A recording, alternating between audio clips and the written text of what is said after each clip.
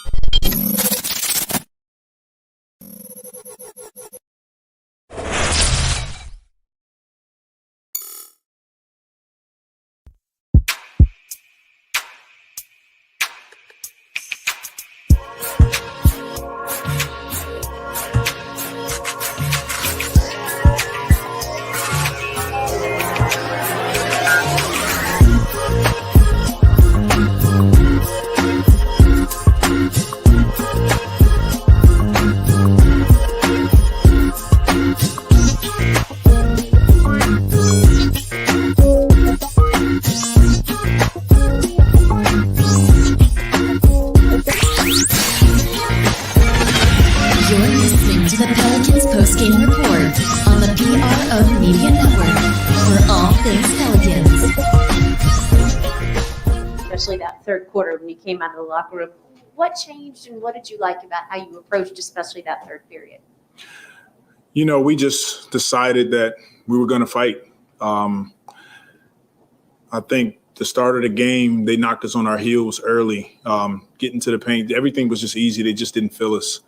And then in the second half, we had a talk at halftime, and guys came out with much better intent to execute, much better communication defensively, and that's the difference. Another fantastic night for Jose. The story just gets better and better. Your leading scorer this evening. Are you seeing him grow, whether it be decision-making, confidence, his IQ of the game? I am. Jose is he's a spark for us. Whenever he touches the floor, good things happen. He brings energy. He defends. He's getting more comfortable with the offense, and he's getting guys involved. So we see a ton of positives from him. You know, in that first game, we talked about pregame. We didn't see Marcus Smart. We saw kind of what he was all about tonight. But we also didn't see Robert Williams in that first game as well. And you got to think twice. And the thing about it is Josh loves to go to the rim, and he just had to think a little twice tonight because Robert Williams was down there. He really impacted the game tonight.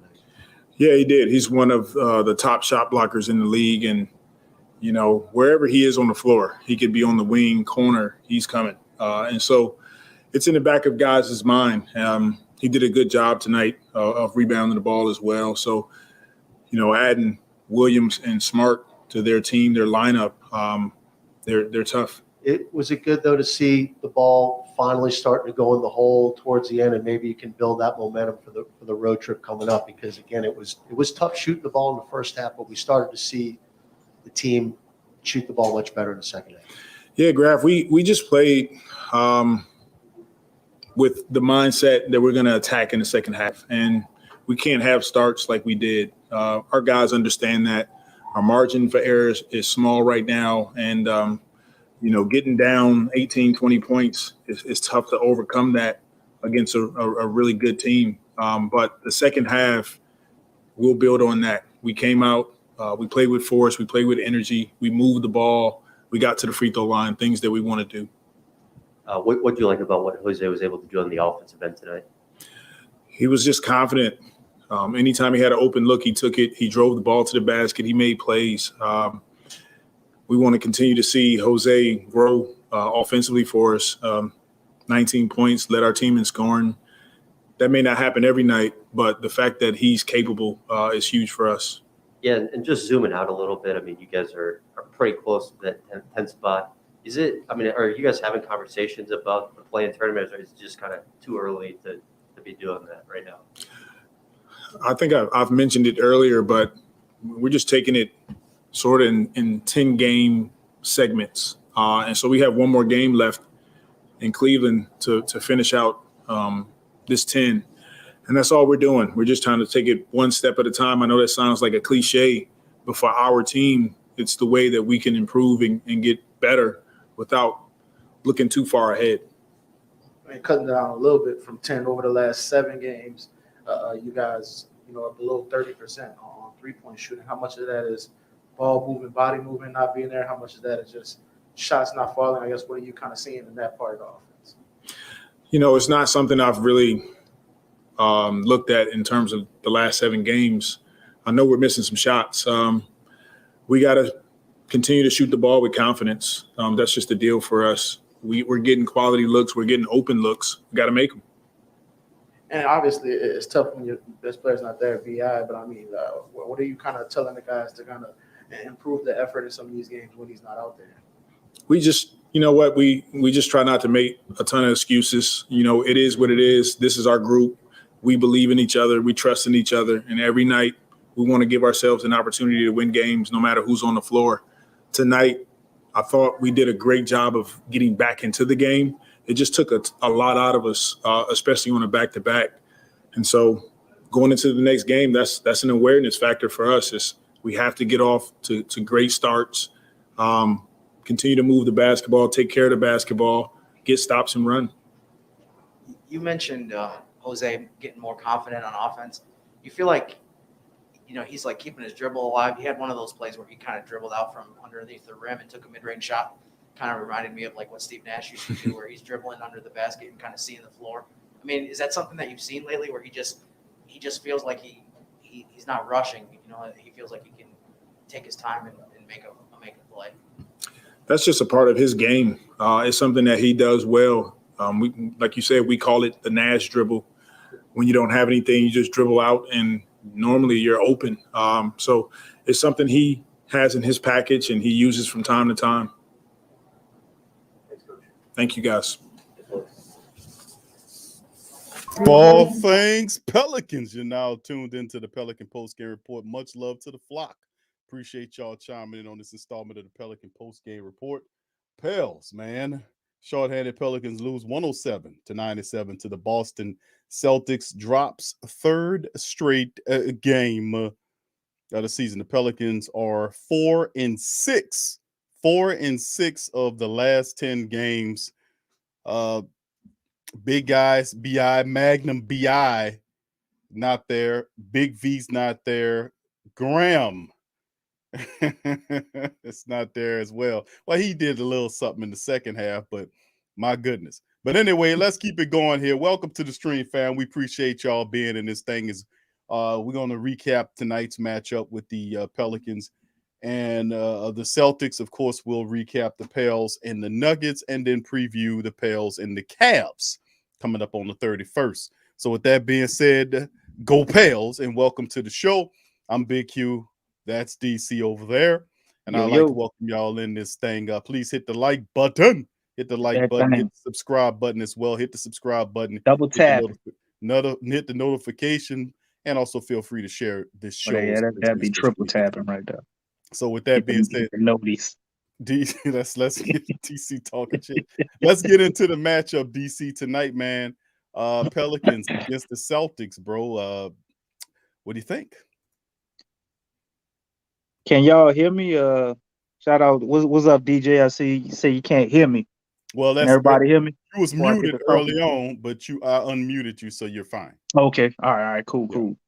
Well, yeah, man. I understand. I'm supposed to say, I really liked our fight and our competitive spirit and the fact that we didn't give up and all of that. But Q, busting that willy, huh? That's what I'm supposed to say. But Q, I was disappointed. Yeah, I was too, bro. I was highly disappointed after the first quarter. It's tricky for me because I understand them not being able to win this game, but just the way that we don't stick to who we are or don't understand what's going on, right? The last game, we shot horribly from the three-point line, right? Mm-hmm. So we go out in the first quarter, can't stop them from scoring, and within the first 3 or 4 minutes, we jack up 5 3-pointers and don't make not one of them. Like man, what the hell? Are we paying attention? Like, what's going on? We didn't play our style of basketball. which as you heard the commentators kept saying, they switch everything and it makes it hard for us to, kind of pass the ball around like how we normally do. And they were forcing us into these isolation plays. And just every time I would see Josh Hart do a step back 3-pointer, which we know Josh Hart don't really do that like that. I mean, none of that's going in, man. So it's just sad and disappointing when you see the Pels playing a style of basketball that they can't win at. But at the same time, to be honest, we should have beat the Celtics when we played them, a couple of weeks ago. They were down two of their impact guys, and Marcus Smart and Robert Williams. As you can see, the huge impact those guys had this game because their defense was truly amazing. To be honest, like Robert Williams is a very good player that don't get talked about enough in the success that they do have because he was the difference. I really believe if let's say if they had Marcus Smart and Williams out again, we possibly could have won this game, but that's a lot of shoulda, coulda, wouldas. We were supposed to beat them when we had BI and JV the other time, and they were down their two guys. Now they come in and we're down our two stars, and they pretty much did what they were supposed to do. But in that first quarter, man, to start the game that way and just shoot ourselves in the foot and not even give ourselves a chance, very, very disheartening. And I really wish I could have seen more minutes from Jose Alvarado, man. I thought he earned them. Wasn't too high on Devontae tonight, and I know he's battling a little hyperextension in his knee. I just wish we would play Jose more minutes. Not saying we would win a game because of it, but if we did, who knows? Let's get into the final statistics of the matchup tonight against the Celtics. Pelicans were 36 of 82 from the field, 44%. Celtics with 53.1% on 43 of 81%. That's pretty freaking incredible. 53.1% shooting from the field, 14 to 41 from downtown by the Celtics. 34% Pelicans, a miserable 8 of 32 for 25%. Pelicans 17 of 23 from the charity stripe, 74% there. Celtics with 7 of 11 for 63.6. They out rebounded the Pelicans 43 to 40 tonight. As well, the assist game was Celtics as well, 31 to 22, 8 to 6 on the steal game for the Pels. Blocks 7 to nothing. No blocks by the Pelicans tonight. 7 of them by the Celtics in the matchup. Both teams with 15 turnovers apiece, 17 off of turnovers by the Celtics. Pelicans had 15 off of those 15 turnovers points. That is 13 to 12 on the fast break point.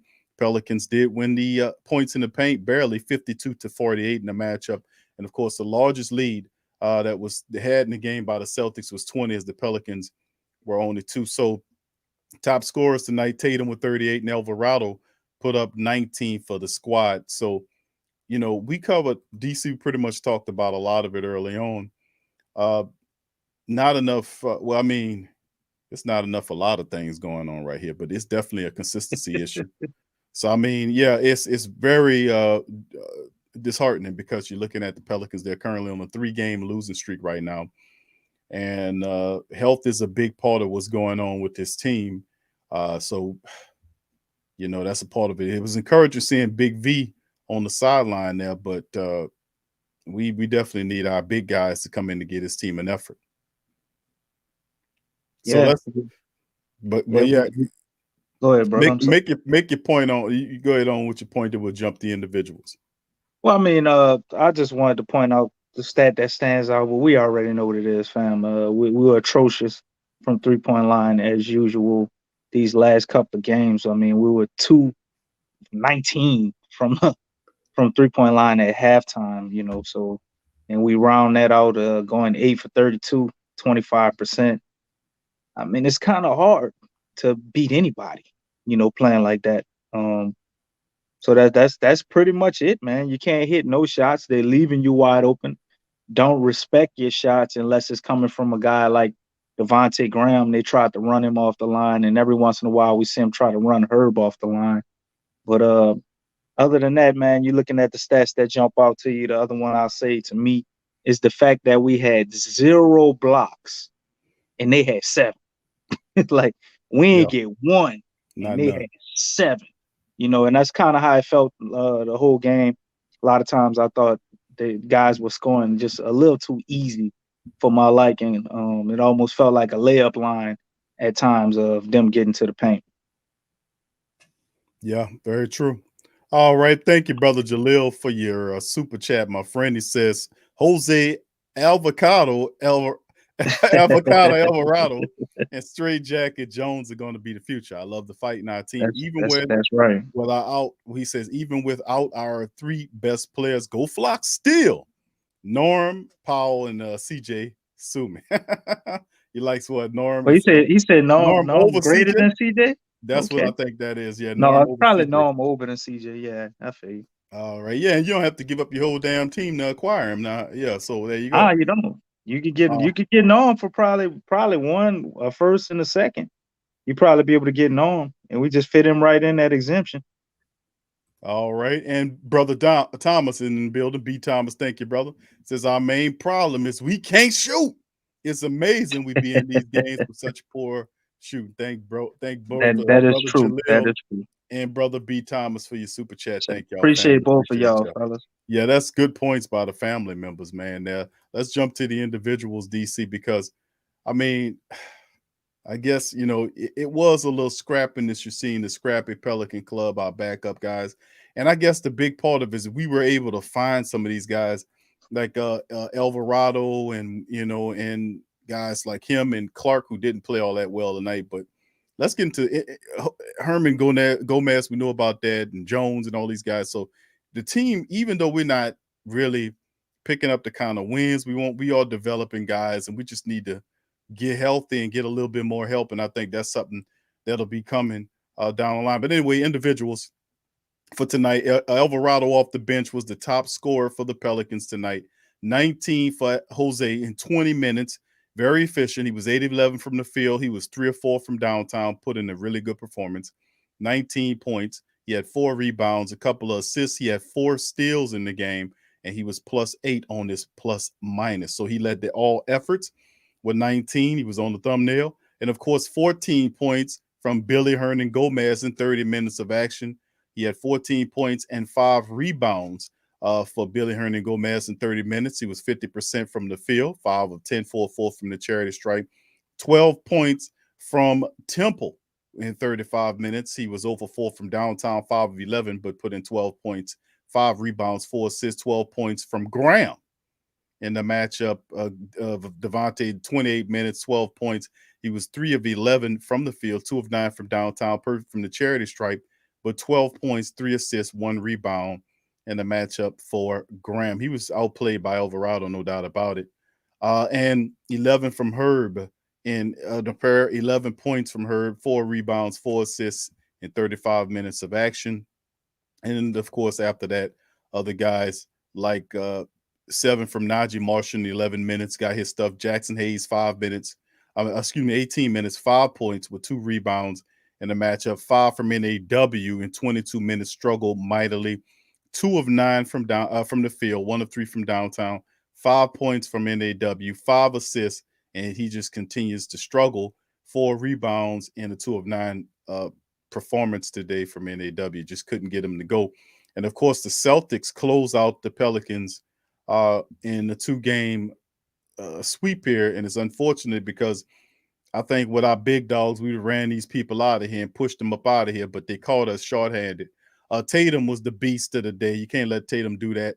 And Brown together, when those dudes stockpile 30 apiece on you, you're going 70 points between them two. Right. When you allow Tatum and Brown to put up over 60 points on you, almost 70 points on you, you're going to have problems in the match. You might as well round that 1 point up. It is 70, bro. 69. Yeah, so there you go. 38 points from Tatum tonight in 37 minutes of action. That's ridiculous. 7 assists, 8 rebounds, 3 steals. He did it all, plus 21. Brown in 35 minutes, he had 31 points doing his thing. And then 10 points from Richardson off the bench in 26 minutes of action. And nobody else really needed to do a damn thing. They had some guys playing some good defense in there. And it's just what it is the Pelicans go down 107-97. DC, let's dig in. Yeah, shout out to them guys, bro. They did what they did. But for us, man, I mean, it was. Yes, it is, KK. It is cold. But for us, man, it was a rough night. Rough night, man. I mean, pretty much nobody was really, efficient other than what you're gonna say, Billy. Josh Hart went 4 for 9, so there's some form of efficiency offensively, but it was just a struggle to score points. Jose Alvarado obviously was the guy tonight. I mean, he led the team in scoring. He did all of that in 20 minutes. It'd been nice to see him maybe get 28 minutes, 26. Not saying to change the outcome of the game, but I'm just curious to see how that would have turned out for him. Career night for that brother. He's been doing nothing but playing better and better. It's almost like a little bit of the Herb Jones thing, coming for him, man, as a rookie and just improving game by game. Except this is in a little mini vacuum. It's only been maybe about 6 or 7 games with Jose at this point. But loving everything I'm seeing from him. He was definitely a guy that showed up tonight. Josh Big Heart, he tried to do his thing, man. He gave 3 steals, 13 rebounds, 10 points. Just offensively, man, seems like nobody could get it going. So there ain't really a lot of guys to talk about tonight and praise. Herb even had a rough night tonight. You got the guys you guarding, lighting everybody up like that. It wasn't no not on Herb tonight, man. So we got to go to the drawing board, look to get better, and go ahead and face a tough Cleveland Cavaliers team that's gonna have Darius Garland back. Remember, we didn't have to play him last time, and I believe they have one of the other guys back that was missing. I know Mobley was there last game, but it was somebody else who was out. Q last time we played, I don't remember, but they pretty much back healthy. So we got a tough one on our hands going there with them on another back-to-back, family. Another back-to-back. Luckily, we get the Pistons after that. And as hungry as we are and as beat up as we're getting right now, I don't think we'll be able to take that game for granted and go in there all sleepy-eyed like we did sometimes in the past. So hopefully we can go ahead and win 2 out of this back-to-back. As far as right now, we're on a 3-game skid, losing streak. We were so close to that 10 spot maybe a week ago. We're like a half game away. I don't know where we at now, but, with 3 losses, I can't imagine it got any better. So I'm pretty sure we're probably about 2 games back at this point. So we're still in striking distance, but we really got to do some digging, man, and figure some things out. I know our guys are injured. Everybody's getting banged up and all this, but we have to find a way to persevere no matter what. Everybody else don't care. Yeah, we're going to do the Cleveland preview in a second, but yeah, you're right. Cleveland is playing really good basketball right now. They're on a 3-game winning streak. They're a half a game back of the Chicago Bears for the lead in the Central. That's right. Cleveland's a half a game back. And they are actually on top of Milwaukee in that thing. So they're playing really well and surprising a lot of people the way they're playing. But anyway, we're going to Jared Allen. Jared Allen didn't play last time. Yeah, all right. Shout out, Mo. Appreciate that. That's a whole nother issue. But they play the Pistons. We 12 games back from 500 to whoever that was asked that. They play the Pistons. They play the Pistons tomorrow. They being the Cleveland Cavaliers. They're 30-19 currently. They got the Pistons tomorrow, and then the Pelicans on the 31st. As we close out a very, very difficult month of basketball, man. This was a rough month for basketball for the Pelicans. We thought that ultimately it'd get a little easier on the back end, but then when the injuries started mounting, we had issues. Okay, DC. Well, I mean, it would have been easy if they didn't add 2 back-to-backs on us in 1 week. Well, I mean, you know what I mean? I mean, that kind of make it a lot harder. You know what I'm saying? Even if the opponents are easier. Yeah. We just got to, and there's no quarter for you. Just got to fight through it. Go Pels. So anyway, let's get to the next one here. This is one that happened yesterday on the back-to-back as the Pelicans fell to the Denver Nuggets 116-105 in the matchup. Pelicans, man, in this one shot 39%, 35 of 90. The Nuggets 41 of 82, 50% again, another 50% field goal shooting by the opposition. Just good shooting teams. Q ain't got nothing to do with it. 12 of 33 from downtown for 36%. Pelicans, that another rotten ass 3-point shooting, 5 of 34 for ugly 15%. Pelicans did hit 30 of 33 from the charity stripe for 91%. Cavaliers were 22 of 25 for 88%, so they was hanging tough with them. 43 apiece on the rebound, 29-23. Nuggets, steals, Pelicans had double-digit steals, 14 in the matchup against 9 blocks, 4-4. Despite the fact that Denver had 21 turnovers, Pelicans only 13, had 26 off those 21 turnovers. 22 by the Pelicans, 14-7 fast break Denver. 56-46 fast break points Pelicans. And of course, the lead 16 was the largest by 5 by the Pelicans. And that's when Jokic finished the matchup, DC, doing this thing. He was the key scorer for that squad. Let's get into the breakdown on this one. Yeah, man. Another tough game. When you look at it, it drawed a lot of similarities to this one. That game, I would say, we tried our best to play the right way. A lot of those 3-pointers we took were wide open shots. It just wouldn't fall. Other than the 3-pointers, they did a lot right, in this game. Jokic, though, getting that crazy triple-double, 29, 13, and 10, man, it's just difficult, man. But I liked what I saw far as the teams fight and all of that. We know they're going to fight.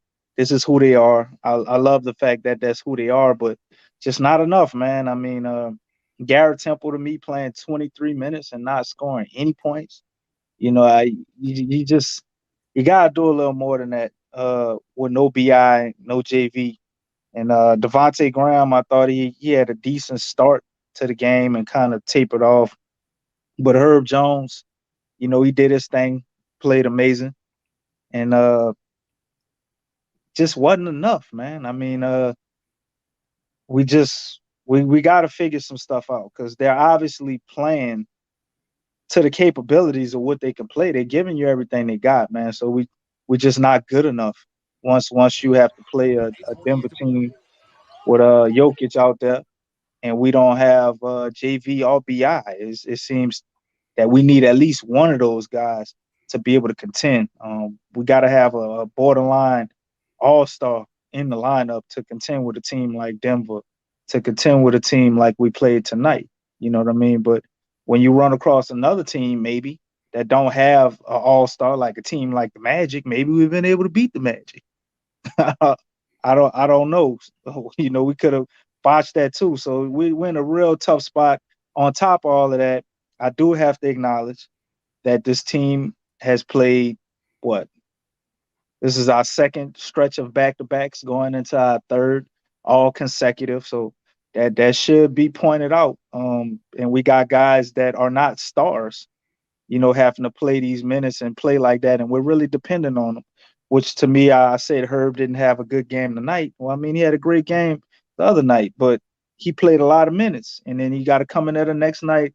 It's kind of hard to expect that guy to do the same thing. And he's just a rookie. You know what I mean? So similar thing looking down the board with a lot of these guys going into the game you saw tonight. They obviously played better against Denver, not by a huge margin, but they shot horrifically in both games, and we shot a little better tonight. Really didn't make a difference. So we got to get healthy, man, and that's pretty much the only way we're going to contend. Yeah, that's pretty much it because to be honest with you, the Pelicans cannot. Right, he beat Saints Pels lady. The Pelicans, man, they need their people. We just not deep enough depth-wise to win ball games without, I mean, some teams we have beaten that way, but everybody got to be on their game and got to be flowing, but it's just we're not a deep enough team yet where we have to, where we can win a bunch of games without key personnel missing. And when you have two of your top scorers in like Magnum BI and Big V missing, man, it's going to be a tough sell. And of course, like you mentioned, we got developmental players like Jose Alvarado, a second-round draft pick like Herb Jones. These guys are figuring it out.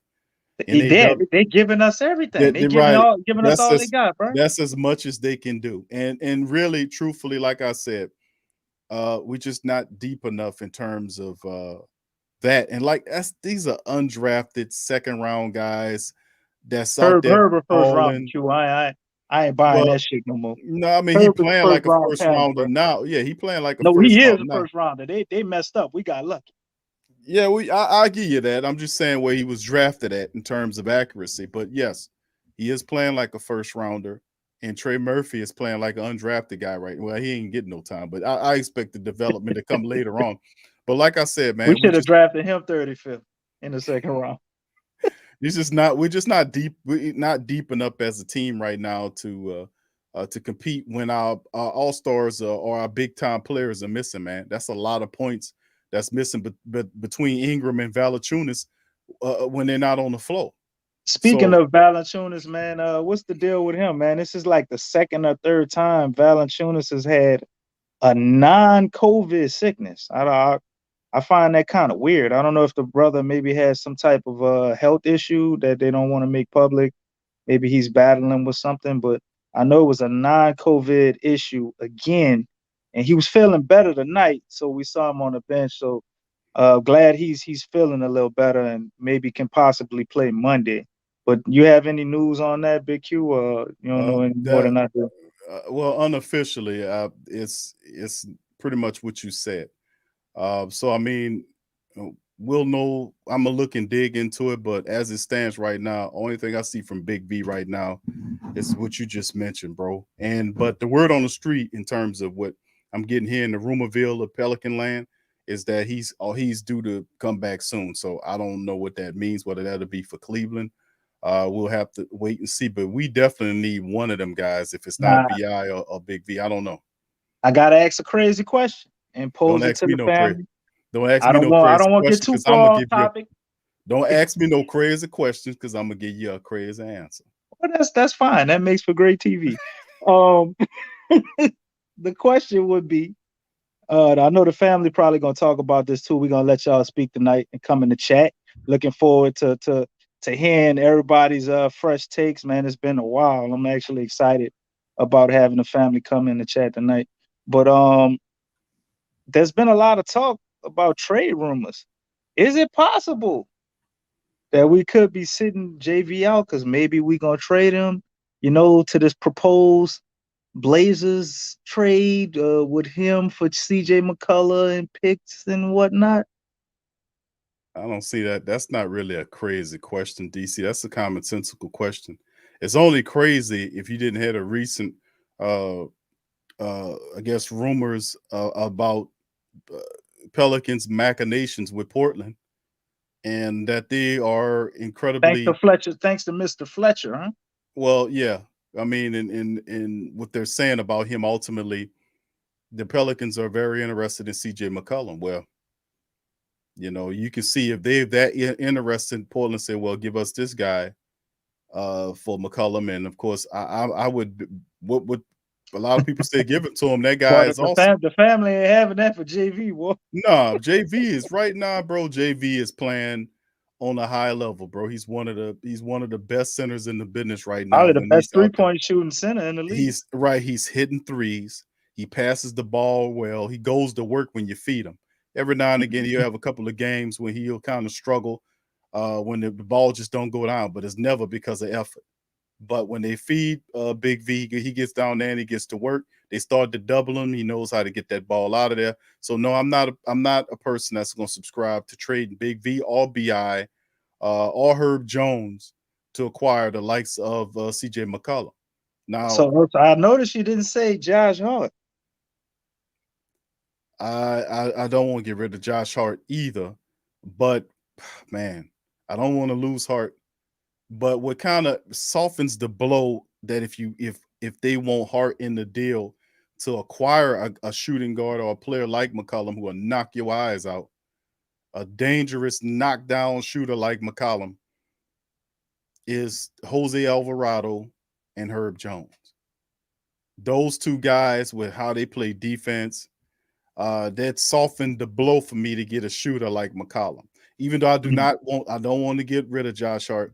That's why I was saying I don't. The Pelicans have a good core of players right now. They play well together. As you can see, health is an issue, and they simply are not deep enough.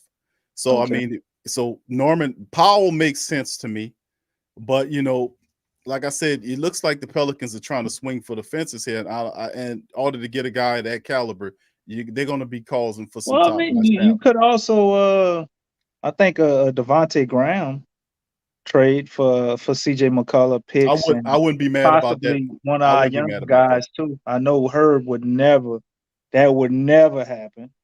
But maybe Trey Murphy, NAW, Jackson Hayes, bunch of picks, obviously tacked onto that. So that could also be something else. But something to me, I feel like something's in the works, whether it's Portland or somebody else. I mean, the whole De'Aaron Fox thing is out there too, and they just blew up their bridge to Philly, saying that they're not going to trade with Philly. Getting Ben Simmons is unobtainable. Pretty much Right. putting the whole league on notice that Philly Philly is wants King BSing. ransom for him. No, they want a Well, King's ransom for him. Philly wants to get James Harden, BQ. That's what it is. They're not. All the noise going on over there. James Harden saying he's gonna play the field in free agency. All of this. I think Philly's gonna try to hold on to Ben Simmons till the offseason and see if they get James Harden. We know how much Morey loves James Harden. That ain't really news to nobody. But that's what's going on. The same offers they could get right now, they're gonna still be there in the offseason. So what's the rush? Ben Simmons is the guy that's wants to rush because he's not playing. So he ain't making no money. Make a great point there. All right, appreciate you. What's up, Joggy? Yeah, $5 for the super chat. Thank you, my Jaleel friend. Fox is definitely getting traded. My bad, brother. Thank you, brother Joggy, for the super chat, my friend. Appreciate you. And go Appreciate Pels. that, baby. All right, so it's about that time, fam, where you're gonna hear all kind of trade rumors, and it's several different ones. Is all tied to McCollum, and I'm like, you know what, McCollum's interesting. But if we can give Graham along with McCollum for him and some picks, I wouldn't be against that because I don't want to make it seem like Graham ain't hitting on nothing. But right now this team trying to go for it right now, and you have a guy like McCollum there, and then of course you're gonna have to. And he's more of an off guard. I've seen him bring the ball up and orchestrate at I've times. seen CJ run point guard, and I've But seen him my play pretty issue with damn CJ, well as point guard. my problem with McCullough is his injuries, man. I mean, he be kind of hurt, he be hurt, bro. But I don't know. But that's intriguing to have McCullough, BI, and Big V there, and then Herb around him, and then of course we need to fill in our bench, man. We slowly but surely getting the bench together. We need to finish filling in that bench so we can have we can do what we need to do in the second half of the season. But yeah. Let's get. And Ahead, if we got McCullough and Josh Hart, we're gonna have to grow a goddamn winery, brother. Where them brothers like wine. They're gonna have a damn winery at the Pelicans facility. Man, I absolutely would love to see McCollum here, man, because he'll knock down, drag out shooter. Him, BI, Big V, and some kind of way we just maybe a Graham. And I know they probably just you can put Graham in the mix. Right. If we could keep trying to get those type of players, man, you got to give up some of your big pieces to get a big piece. You gotta give up them picks, man. I mean, the Blazers are gonna be a rebuilding team. I mean, if you trade Lillard's boy, Lillard has got to be right around the corner. Right, you trade that's a sign right there that they try to do it with Portland. We took when Gentry was running it and he had Drew Holiday there, and we was in. We took them out of that series several years ago, and ever since then they ain't been the same. They were a competitive team. The year after they came for the Pelicans, they had it on their minds. They actually went to the Western Conference Finals after that, though. But against the Lakers. Yeah, but the mind frame of the team is not an ascending team now. The team is getting older, and people are seeing the window as closing, almost closed. So that's they why ain't putting no fresh talent around them brothers, man. That's really the problem. That's why they had to fire their GM and all of that. Because you look at the Warriors, and the only difference between the Warriors and the Blazers to me, obviously, Steph is a generational talent. We go through all of that, but Dame is pretty damn good in his own right, man. And I think they could have had at least a push to be able to get a championship or beat the Warriors if they would have been smart as the Warriors and placed strategically younger guys, just great role players around them guys, which they failed to do. But this ain't no damn Blazers podcast. And the last thing I want to say that ain't Pelicans is yes, Jaleel. They will trade De'Aaron Fox, man. Them people are all over the place with Sacramento. They got to blow that shit up, Jaleel, bro. They trading. So all that about they not trading them. You don't draft 2 point guards and then hold on to the one that's making 125 million, bro. It don't make no sense. We've been knew they was gonna trade De'Aaron Fox. Yeah, it's just a matter of when. Yeah, he ain't lying. When they drafted that young point guard, man, I said, you know what? Yeah, he up out of there, man, because you're not gonna take a first round draft pick point guard and you know, two. Yeah, you know that is and then of course, yeah, it's time for him to go. I don't know where he goes. I don't think he ends up down here, but he's definitely going to be up out of there, man. I mean, they destroyed the franchise when they brought Gentry on there. That's my and and then Gentry's so crazy. He had a chance to go to Philadelphia, and it's a little bit better situation with Doc Rivers, but he was trying to sneak and squirm his way back into a head coaching job. And you know that old saying about be careful what you ask for, and that's exactly what he got. Anyway, let's keep it going. Hold up, Q. I'm curious, man. I see one of our people commenting, B. Thomas, man, you gotta elaborate on what you're talking about, man. He said, I heard he got mad because fans didn't want to take pictures with him, but want to take pictures with her. So I'm curious to see who you're talking about as far as who they didn't want to take pictures with. So throw that in the chat, B. Thomas, when you get a second. All right, so let's move on to the next one here. As we get ready to move on here, okay, B. Thomas says Fox or CJ. No doubt about it, I'll take CJ over Fox, bro. Shooting. All right, so let's go to the preview up on the 31st coming. That's Monday, I want to say. We travel to Cleveland to take on the 30-19 Cleveland Cavs, riding high. They're on a three-game winning streak. They do play tomorrow, Sunday. I think they play Sunday. So they might have a 4-game winning streak by the time they get to us. So regardless, this is going to be a tough matchup. They're half a game behind the Bulls for the Central, and they're ahead of the Milwaukee Bucks. Man, the Cleveland Cavaliers are the surprise of the NBA, man. Outside them and the Memphis Grizzlies, those two teams are two surprise clubs, man. And the Grizzlies I got to give a shout out to Grizzlies, how they handling the business, man. Grizzlies are doing it the right way, and that's how the Pelicans we have to do our damn thing, but the Grizzlies are doing it big. Anyway, in this one, you ain't want me to say that last time, bro. You was getting a little heated when I said that last time. No, I mean it is. A little bit of that rivalry juice was coming out of you. Well, listen, bro, them people done got up there. They climbed the ladder. They number one at every goddamn cute thing. They play good defense. Morant is healthy. He's playing at a high level right now. He's an all-star for the first time. The league is recognizing him. So I mean, they're a good team, though, man. A lot of people giving Morant all this praise, but they were a damn good team when Morant was hurt. So I mean, they're a good team, man. You know, I can't just give Morant all that credit, even though he deserved a good portion of it. He's definitely playing excellent. But I'm so sick of hearing about how he better than Zion and all this, man. I can't wait till Big Z come back, man, and put all this to rest, because people have such a short-term memory loss. I heard so many people talking about, oh, John Morant, he's a starter in the All-Star game in his 3rd year. Like, and Zion ain't never did that. I'm like, man, what the hell is wrong with these people, Q? Zion was a starter last year in the 2nd year. Man, all out the window. It's absurd, man. The memory loss and dementia that people have nowadays, man. Hey, it's man, crazy. Blame it on the fluoride.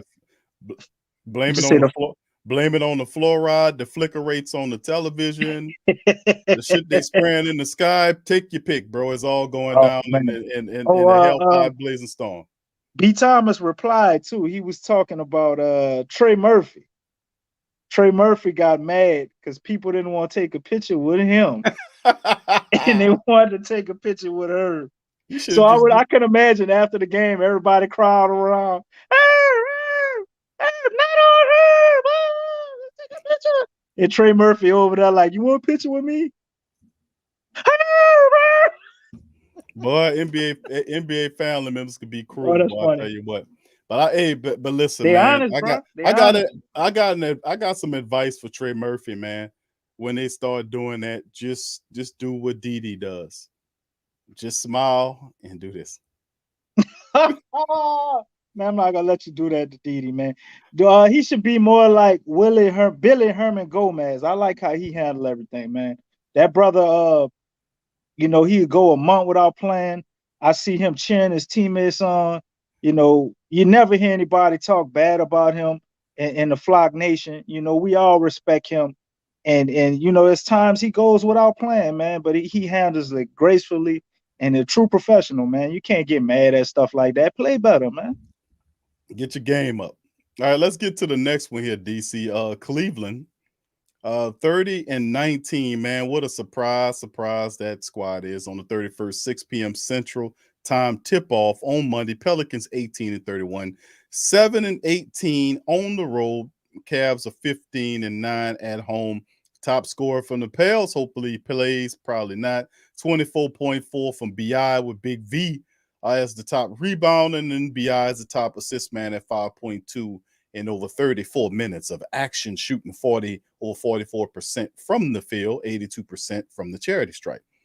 And there it is. There's Garland, almost 20 points a contest from this young point guard, averaging over almost 47% shooting from the field. He's a 91% free throw shooter, and Big Jared Allen, who's ascending as well, averages 11 boards a game.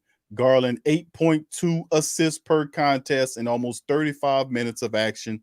He is doing the damn thing. This Cleveland club is electric, man, and it's intriguing. The Pelicans, can they get another one? We'll have to see. As you look at the injury report currently, showing Trey Murphy, B.I., Didi Louzada, Big V, and of course Wenyen Gabriel, who the Pelicans brung back, are 10 out. days. And then of course you look at the Cavs, showing Lauri Markkanen as out, but who knows? We'll see what's going on. I'll check the injury report in depth to know. And of course you look at, like I said, they're currently on a 3-game winning streak, and they have a game tomorrow. I think against the Pistons. I want to say tomorrow. They match up with the Pistons, and of course Monday then they have the Pelicans. You can see the Pelicans right now. We're sitting where the Spurs at in third place. Now they're on a 3-game slide. They dropped below the Spurs by a half a game in fourth place there in the Southwest standings. As you can see in the Central Division standings, the Chicago Bulls are a half a game ahead of those surprise Cleveland Cavaliers, 3-game winning streak. And of course you look at them, they are even on top of Milwaukee in that thing. So Cleveland doing it big, man, this year, and the Pelicans need a little help to knock this team off their electric. DC, let's dig into it. And first off, man, every time I hear Cleveland and I hear about this brother Darius Garland Q, I get sad. Because as you can remember, in 2019, bro, I remember with the 4th pick, what did I kept saying? Man, we need to get Garland. Oh, we got a lot of the ball. We need to get Garland. This brother is special. Kept saying that, man. Really wish we would pull the trigger on him. First, I wanted to trade Drew Holiday and Lonzo Ball for the number 2 pick to get John Morant. But I knew that was highly unlikely. So I said we should just get Garland and see what we could do with him and Lonzo. And just looking at our roster now, man, every time I look at this Cleveland team, I just wonder what that would have been like and what could we be today with a player like him. Can you imagine him with everything that we have right now? Can you imagine that, Q? I know, man. The dude is a natural. He's everything you would want. He's a natural point guard. Got that He's aggression, not ball dominant. He can shoot the lights out at a high clip. 90% free throw shooter, letting you know he got that wetter, as our favorite commentator would say. You know what I mean? So, man, just looking at them, and he's the number one reason why they are what they are, man, because he allows other people's games to flourish like a true point guard would, along with giving you 19 points and 8 assists a game. You know what I mean? So shout out to him, man. This is gonna be a tough game, bro. You got Darius Garland, and I see you, B. Thomas. Yeah, we had a tough night with Williams. We can only imagine what it's gonna be like with Jared Allen, because he's just as dominant defensively. So we got to contend with that. And that's the guy who was missing. You know what I mean? So then you got Evan Mobley now, who's emerging for Cleveland, doing his thing. You know, pretty much looking like he gonna sprint to the finish for that rookie of the year. Unless Herb could go into another gear. Herb might go into another gear now, family. Might be able to catch him. But if not, Mobley probably be the guy. And you seen what he did us last time. He had a pretty good game. Pretty much was their lone bright spot. But man, we got to contend with all of that. It's gonna be a tough one. I'm not gonna lie. I think the only way we can get the victory against Cleveland is if we have both JV and BI come back, or at least one of them, to give us a fighting chance. But with the team I saw tonight, Q, I love my squad, love the Pels, but I don't know if we can do it with the team I saw tonight. Now, if we could find a way to shoot 50% from three-point line with the team I saw tonight, yeah.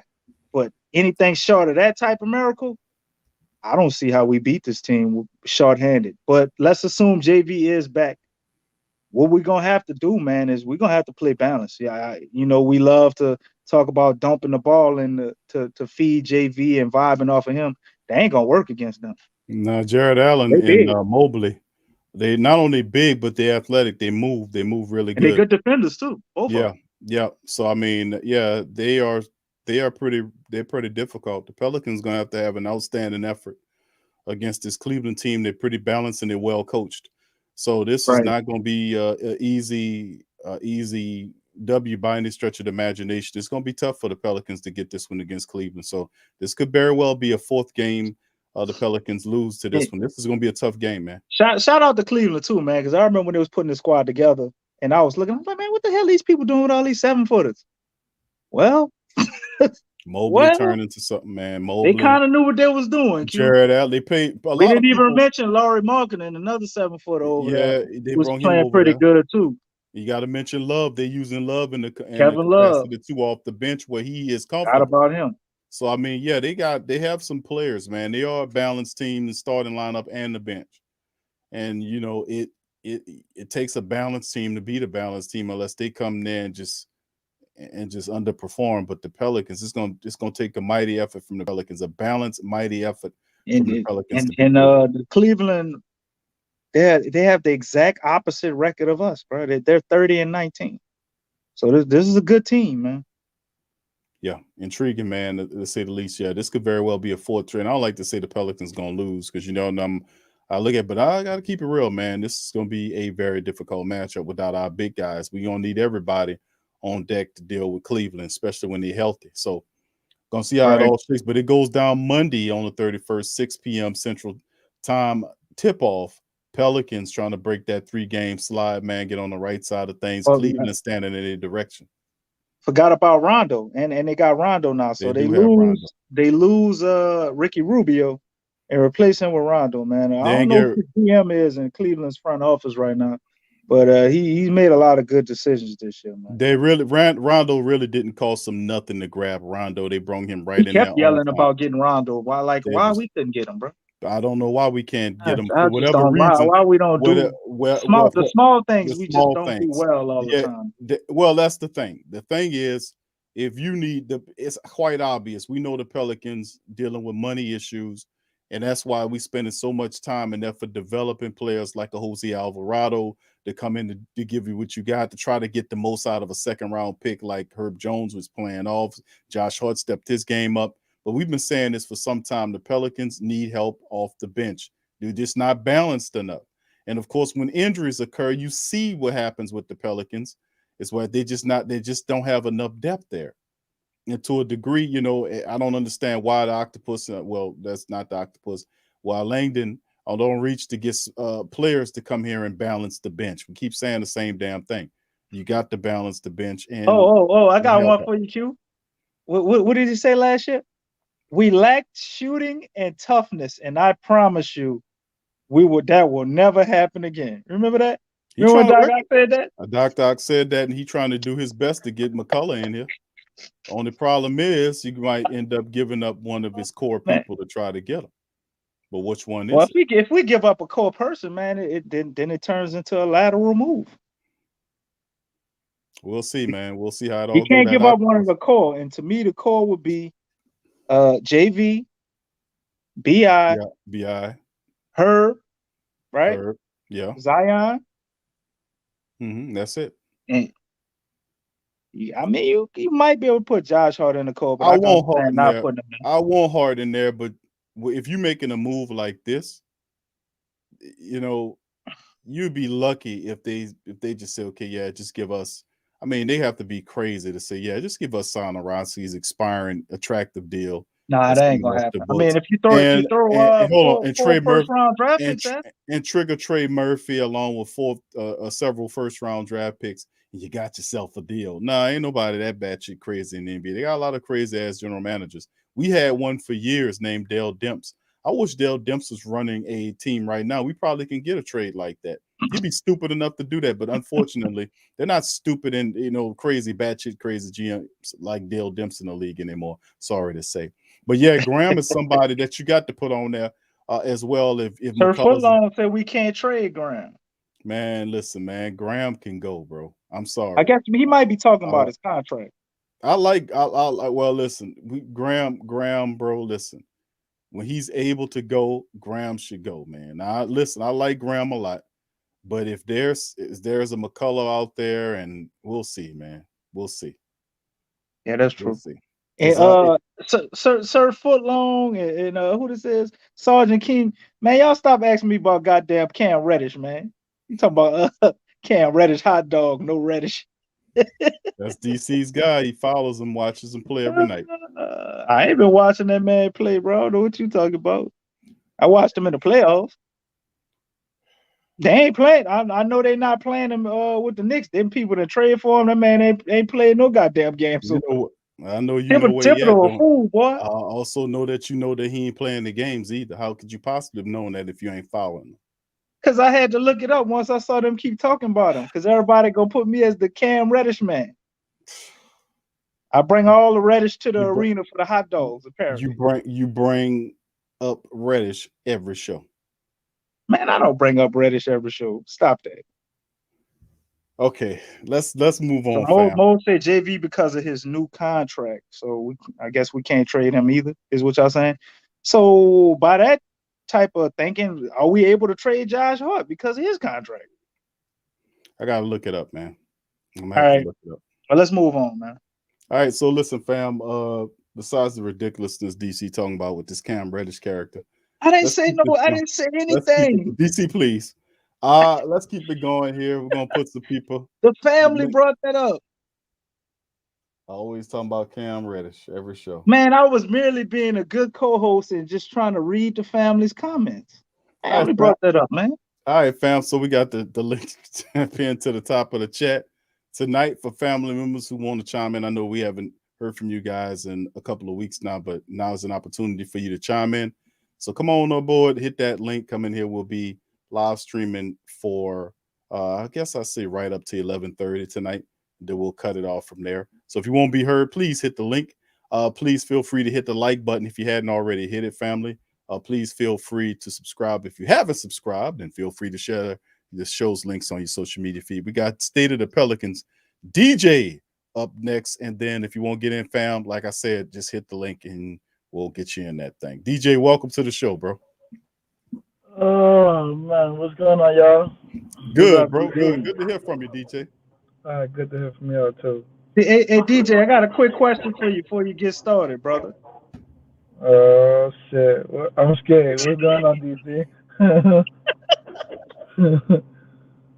Do you have all your lights off because you don't want us to know when you fall asleep? Oh man. I'm actually in the car. Nah. All right.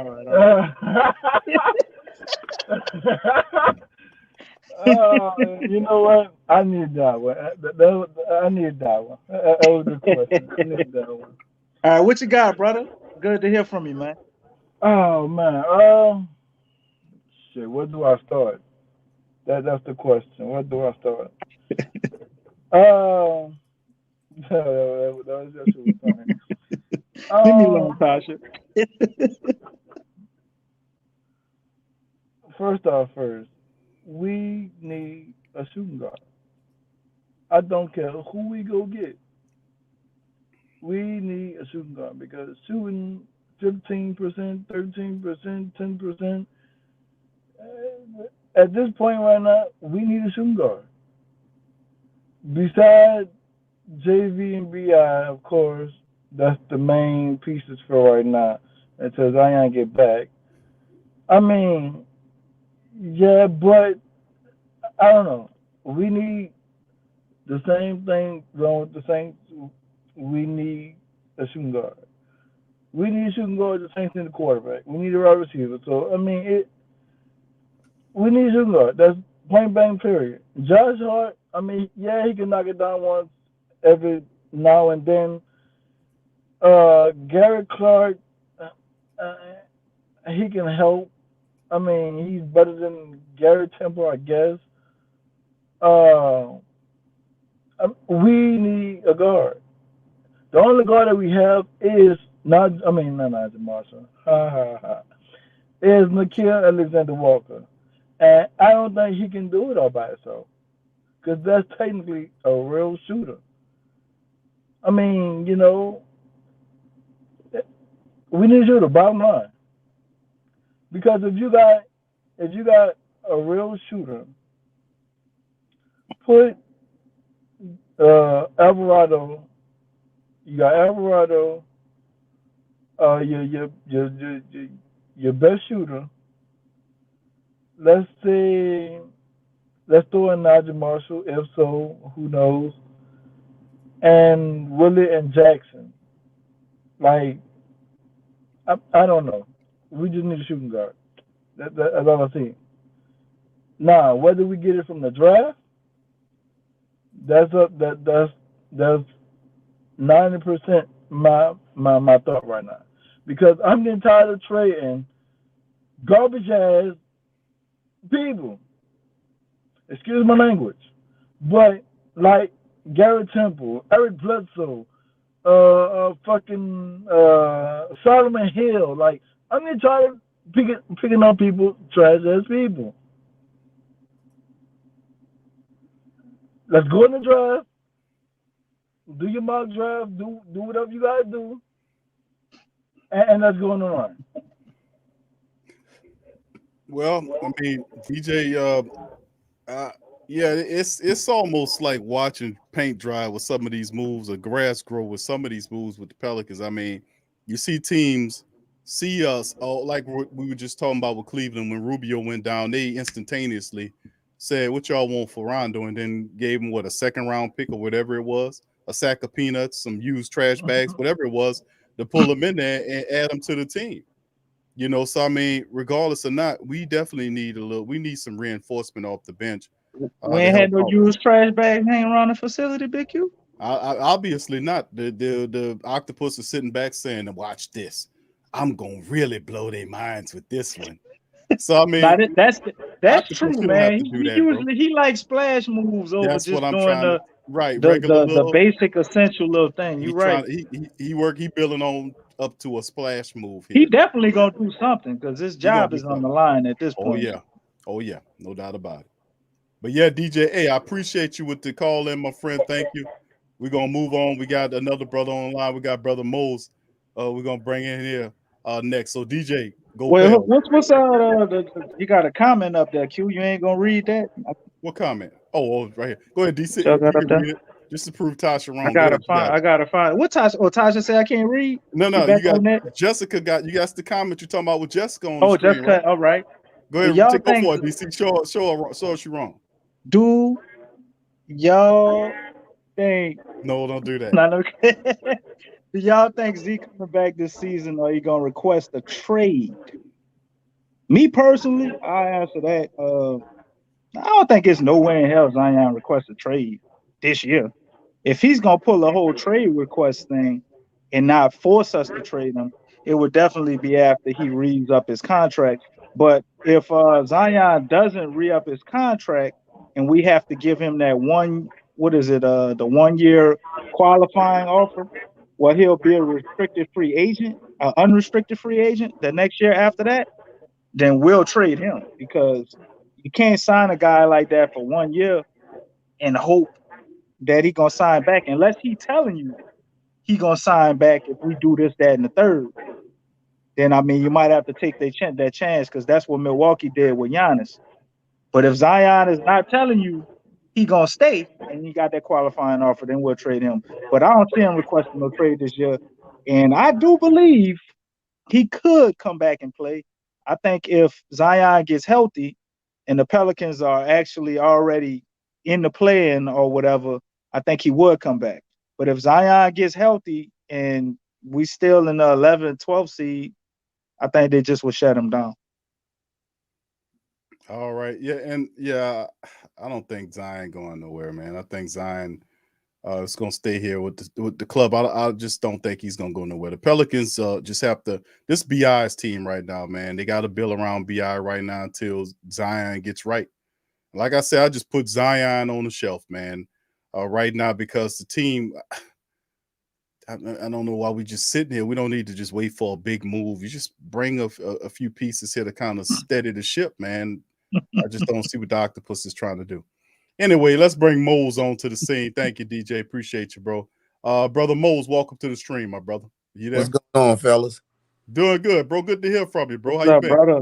Man, I love y'all show, man, but sometimes I think Thank you, bro. you guys go a little crazy sometimes, man. Let me tell you something. Whatever. And I'm like, man, look, man, I love Josh Hart. Good player. Graham, but you got to realize, man, those guys are role players. You know, a role player, man, you can get that on the shelf at Walmart. When you get a chance to get a big time player, man, you got to move a role player to get a big time player. And that's not even, I won't even think that there's something wrong with that, man. You can't win with those guys, man. Them guys are okay, you know, but they're rotational players. You need in the NBA, you got to have 2 or 3 dogs that can go get it. And we don't have that right now, man. Even with Big V, you got to realize if you don't have a point guard that can really control things, man, it's gonna be hard. Even with the big, because think about it, man. When you think about big, you think about Kareem and Magic. You know, you normally when you got a good big, you got to have a good point guard that know how to use that guy. We don't have that type of point guard. When you look at Devontae Graham, bro, one trick pony. All he can do is shoot threes, and he don't even shoot them well. So if you got one thing that you do, and that's the only thing you do, man, you better be good at it. You better be Kyle Carver good at shooting threes, and he's not that.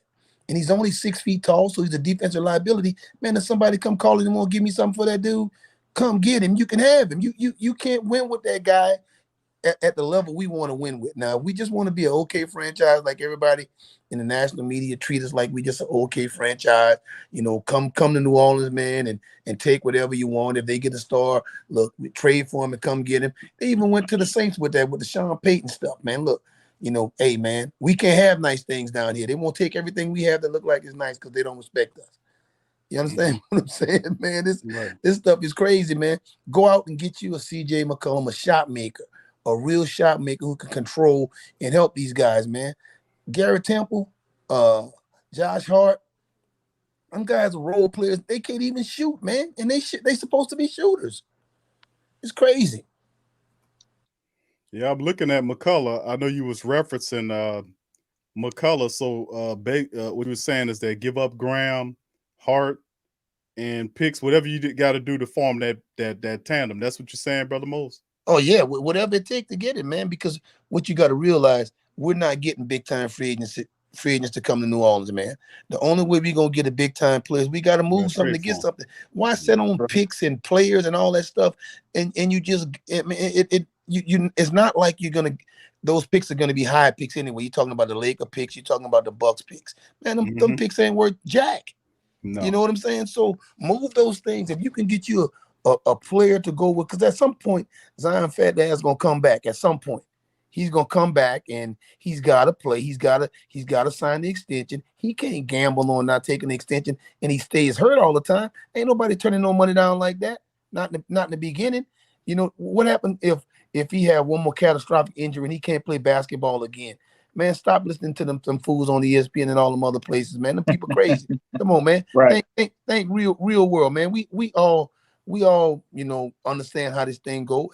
Ain't nobody turning down no money on the hope that they're gonna get some money tomorrow. You crazy, So he ain't going nowhere. You just gotta hope he stay healthy. And if you bring another guy like McCollum or a real guard, even if you can get De'Aaron Fox and a real guard, man, you need a real guard that can control that thing. And then what'll happen if you start to win?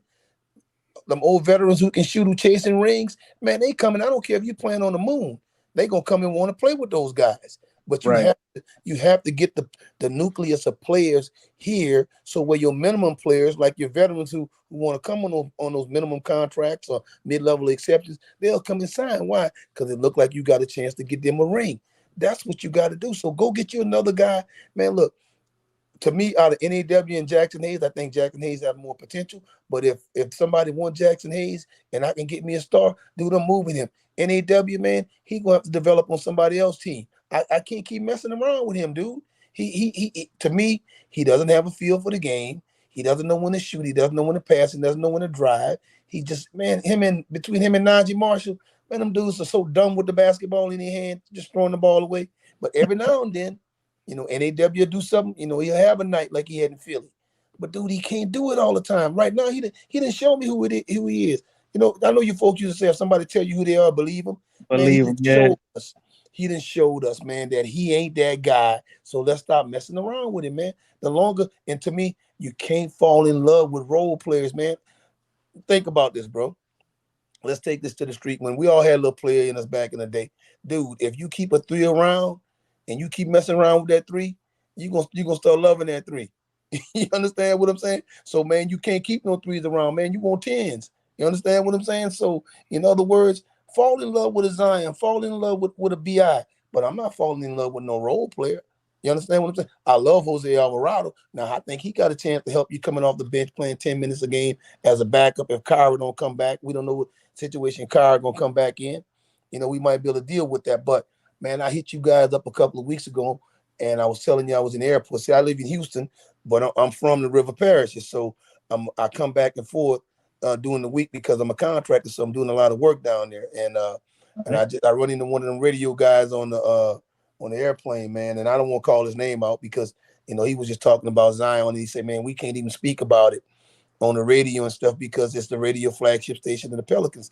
And he was saying, man, that one of the problems with Zion is, man, you can't talk to him because his parents run everything. They were saying like Malika Anderson had an interview with him. You have to submit your questions before you talk to him. And she messed around and asked a question that wasn't on the question that she submitted. Now she can't even interview Zion again. They said, man, the parents control everything and his team control everything around him. That's why you don't hear him come out and say anything, man. But what's going to happen in about 5 years, Zion going to get him one of them old girls that he going to fall in love with, and he going to shut them parents down and that whole honeypot down for everybody. Yep. Because think about it, man. Think about it, man.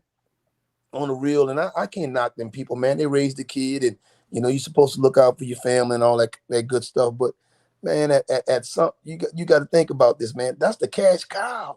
Think about it, man. What kind of work have you ever heard about what kind of work his stepdad do? I ain't never heard nothing about that. I know his mom was a teacher. You know what I'm saying? So they just like everybody else, making in meat and then mess around and hit the genetic lottery and had a super freak. You know what I'm saying? And sometimes people don't know how to handle that, man. And they get to the point where they feel like they're so above everything, man, that they can't even be real with everybody and everything. Stop trying to sweep everything under the rug. Man, the dude injured his foot. However he did it. Who cares? Man, Right. But they try to make everything look like a secret. You got to baby him. You got to, man, to hell with all of that stuff, man. If this is a big boy sport, okay, we paying you big boy money, you supposed to be a man, then you supposed to step up and handle this stuff like a man. You understand what I'm saying?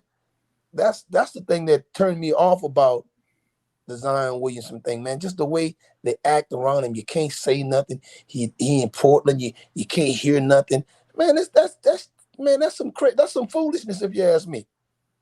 Yeah, you're right, man. But that whole strategy they running ain't really working because he took the biggest PR hit ever this year by them handling stuff like how they handle it. Because if you'd have just came out and told the truth, I think a lot of this trolling and crazy stuff, how people disrespecting him, wouldn't be happening right now. But the fact that nothing ain't being said, or there's not even a narrative being given from his perspective on, what's going on, is allowing people to run rampant with all this crazy stuff.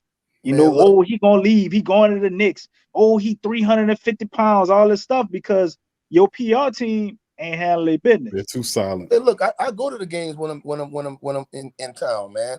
And when he was there, man, he wasn't no 350 pounds. He looked like the We same. all know that. We Like know that. He looked like the same guy he always looked like to me, man. But my daddy used to say, man, he's an older fellow, man, from a country town called Convent, Louisiana. He used to say, if you make your bed hard, you lie hard. You understand what I'm saying? So cut all that foolishness out, man, and just be real with everybody. The one thing about Louisiana people, man, and people on our end, man, bro, we ain't trying to bug Zion about nothing, bro. If you got hurt, bro, you hurt. That's where we at with it. If you real with us, but if you come and try to, man, we ain't falling for no bullshit. One thing about us down on our end, bro, we ain't eat no fried ice cream. You know what I'm saying? So when he come there with all of that, I don't want to talk and keep Zion a secret. Man, all that stuff is a bunch of bullshit. Be real with the people, man. We on your side. Right. We on your side. We gonna support you. We gonna be with you, man.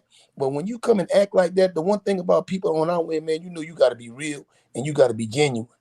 You know what I'm saying? I live in Houston, man. That's the one thing they say, man, y'all cats in Louisiana, boy, y'all all with y'all. And they respect that. And all he got to do is come in and say and be real with us, man. Bro, we going to love you.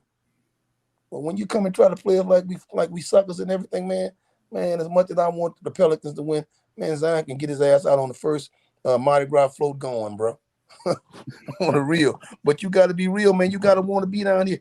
You ain't done nothing in the league yet, man. You've been injured more than you done anything. You ain't done nothing yet. You understand what I'm saying? That's all I'm saying, bro. Keep it real, keep it moving, and the only players on that team that's not touchable. First of all, you can't trade Valanciunas because he signed a contract extension, so he's not eligible to be traded right now. Right.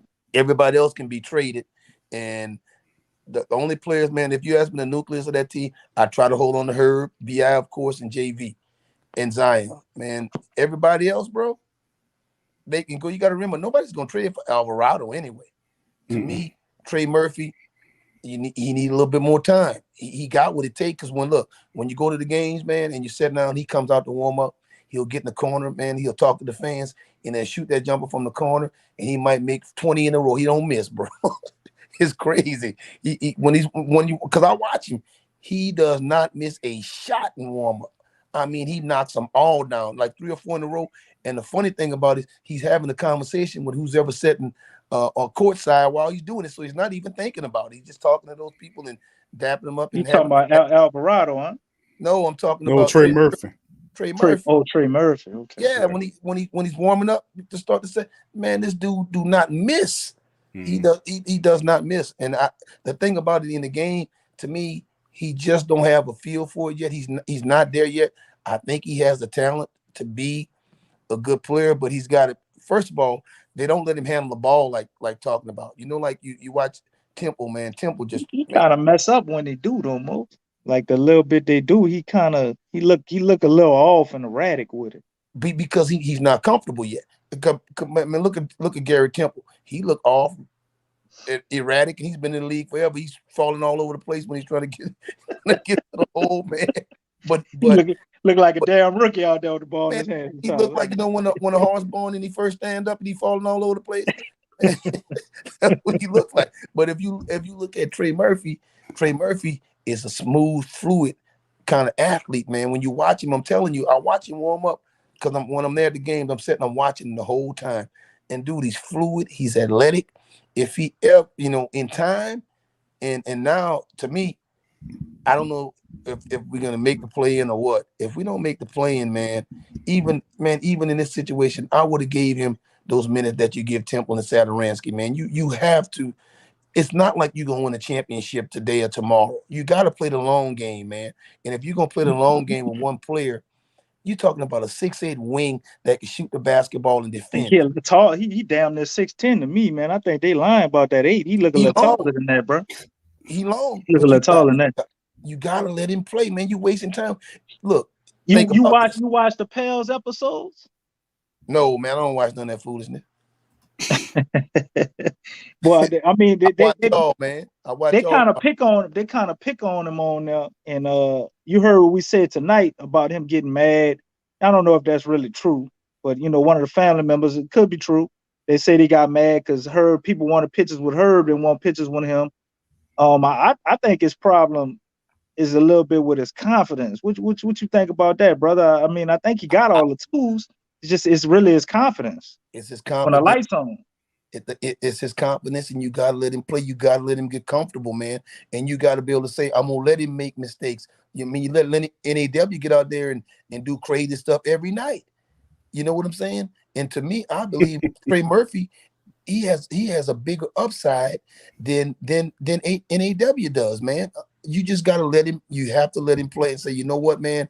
Think about this, guys. If the Pelicans are going to be a championship team, they're really about, let's say, 2 years away, because in the NBA, with the right move, you can turn it around a little quicker. You already got Zion and BI. You already got two in JV, man. Normally, 3 stars are winning the NBA for you. To me, when Zion come back, you got a legitimate star to go along with BI, and then I'll give you 2.5 on JV, right? So if you had another guy like that guy could come along and really shoot that ball, because you got to realize when Zion come back, that on the weak side, you're gonna have open jumpers all day long. You're gonna have them all day long. So let him get comfortable, let him play. So 2 years from now, when you might be able to make that run, now he's ready to go. Gary Campbell gonna be off your roster then. So why are you wasting time with him and Sadaransky, man? That's just a waste of time. So I understand Willie. I think Willie has got the chance to be a good coach. I think we have a good coach in place, man, but we gotta make decisions. You have to project out 2 years. You're not winning right now. The difference between our team and Memphis right now. I'm a basketball head. I watch this basketball all the time, bro. John Moran is so dominant and he controls the game. That's why they win, because think about the players around him. He doesn't really have great players around him. They're good players. They were 10-1 without him. But who they played? Think about who they played during that time. It's the NBA, man. We can't go 10-1 no matter what our record is Because or who we playing. We don't have the same makeup. We got guys can't shoot. They got that dude. What's the dude named Baines? Well, Baines Desmond Bain, basketball. Dylan Brooks. I wanted us to draft him, man. I was here on the draft pot, man. We ought to get Baines. I heard I you. knew that brother was gonna be good. I didn't think he's gonna be that good though. But he's a dog too. You know what I'm saying? He might not be a Rottweiler, but he's a Chihuahua. He'll still bite you. You know what I'm saying? See, that's our issue. Think about it, man.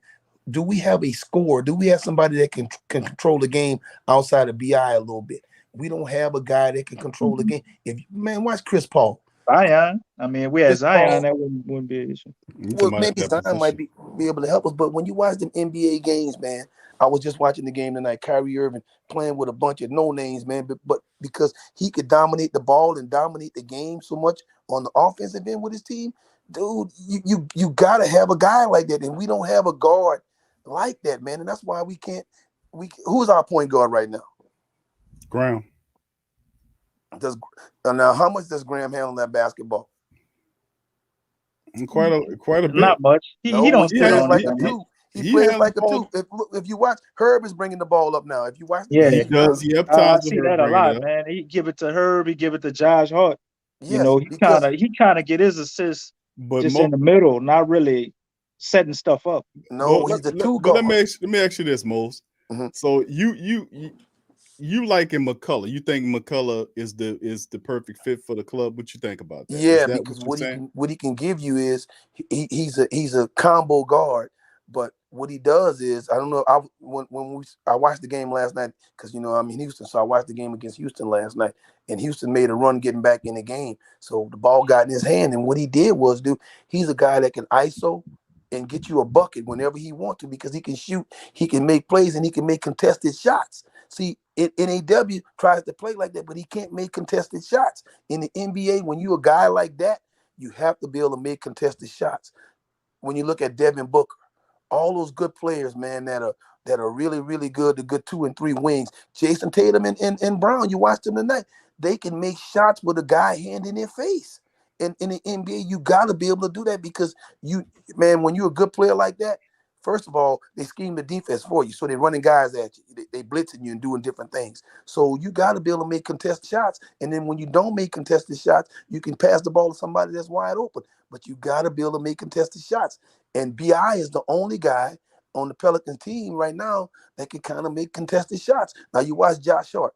They kind of let Josh Hart handle the ball a little bit. But he ain't a good passer. Every now and then he look up and make a good pass, but he throw that damn ball away a lot too. That's why they have so many turnovers when you watch him. They don't have guys who are ball handlers get to the rack. Now, NEW kind of like that, but he just don't make contested shots. Josh Hart can't ISO his guy because think about it, you got a 24-second shot clock in the NBA, right? A lot of times it gets down to the last 7 to 8 seconds, and it's a screen and roll situation. Josh Hart and those guys, they can't get all the way to the hole or pull up and hit a shot or make a good pass when they're driving on somebody. That's why the Pels can't lose. They're not constructed right, man. You don't have enough guys with guard passing type abilities who can make shots. I wish I was a GM of the Pelicans, dude. We'd be winning right now. David, sometimes I wonder, man, how these guys get these jobs because they're incompetent, man. They straight incompetent. It's about who you know, man, who your family members is, bloodlines, man. Man, think about this, man. The NBA has a blueprint on how you win games. I mean, if you just go look back in history, man, and name any team right now and think about the bad boy Pistons, who they had. They had Joe Dumars and they had Isaiah Thomas. They had those guards in the backcourt. Yep. Think about the Spurs. They had Tony Parker and Manu Ginobili. Even though they had those bigs, but dude, they controlled the game with the guards. You know what I'm saying? They can get you in pick and roll. They can get you in ISO. At the end of the clock, they can get you a good shot. Man, we don't have that, man. And that's why the Pelicans can't win because you got a bunch of guys. It's an awkward roster. It's full of guys who are catch and shoot or get to the hole kind of guys. You don't have guys that can make plays for everybody out there, man. And that's why you can't win, man. I love Josh Hart, but what he is he's a rotation guy that's 8 or 9 on your team that come off the bench, and then he's a garbage man, gonna rebound, get a few layups for you, tip a few balls out there for you. That's what he is. He is not when he's one of your starters, man. Your roster is flawed, and that's the problem. You have to find those type of guys, man, and they don't do that when they go out and sign people in free agency, even though they can't really get.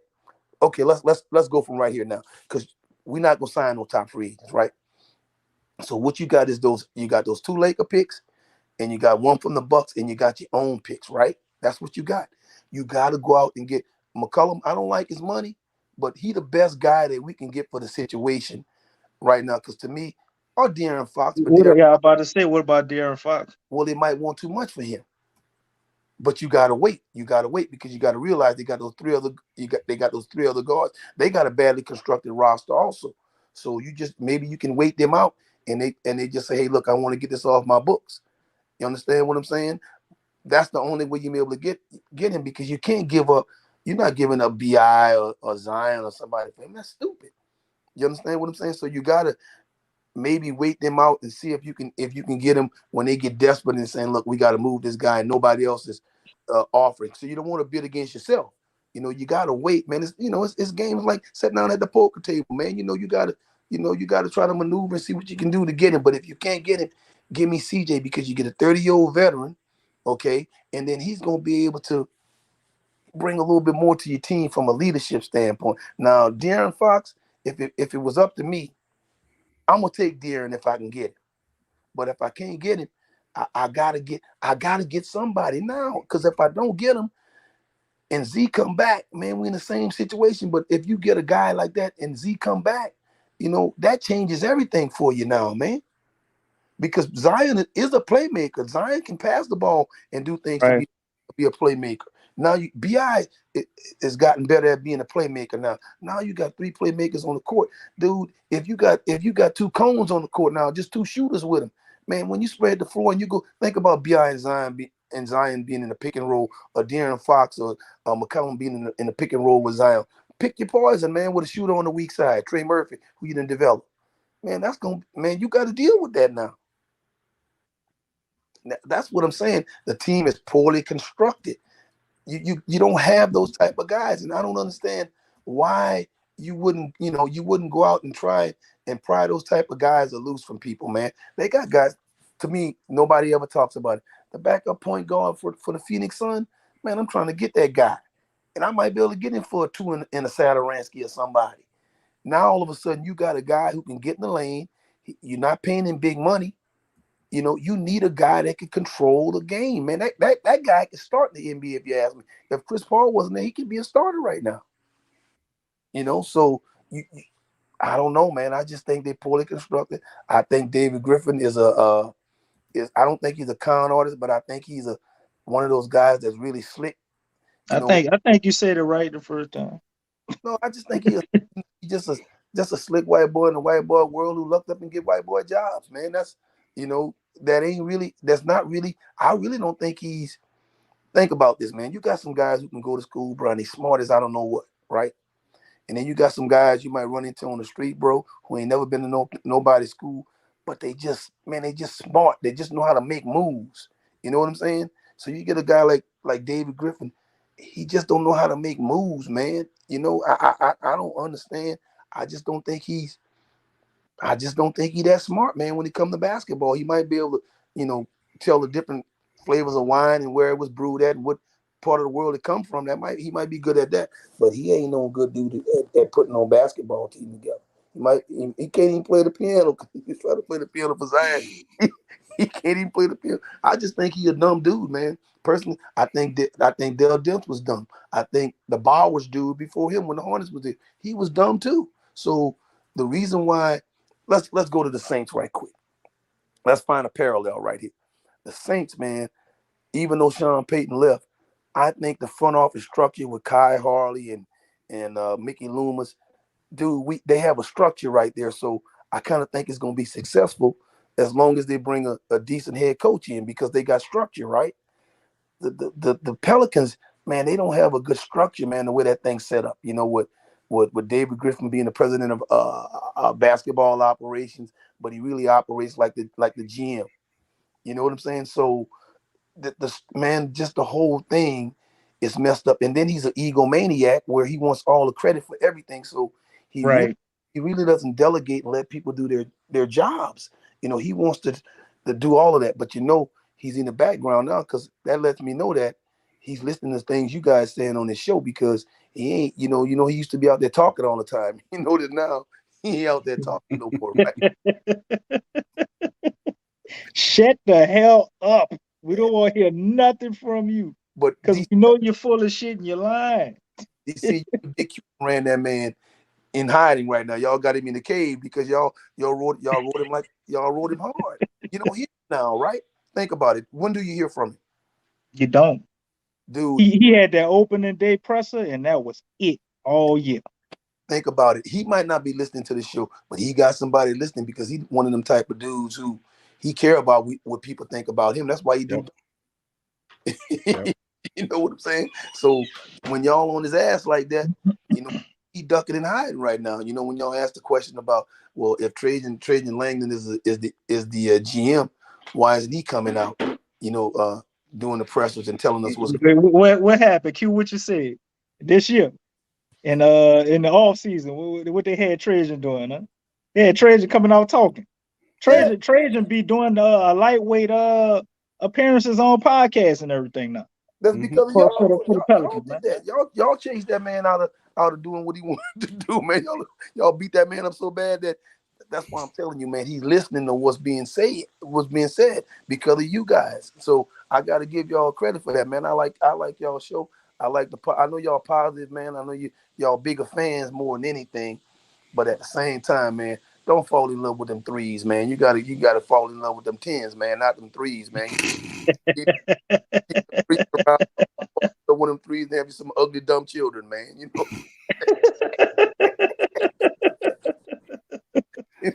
I hear that.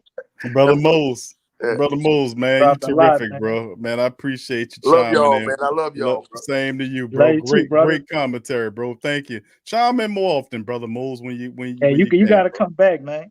All right, A man. lot. Love hearing from you, bro. Hey, man, next time y'all do something, I'm going to be right there. Because I'll catch y'all every time y'all on, man. Sometime it be late at night, man. I'll be having to get up and work. I'm old now, bro. I can't be up all I feel you, brother. Man, y'all be cool, man. You too, You brother too, Moles. man. Thank you, bro. All right, Peace. man. Peace.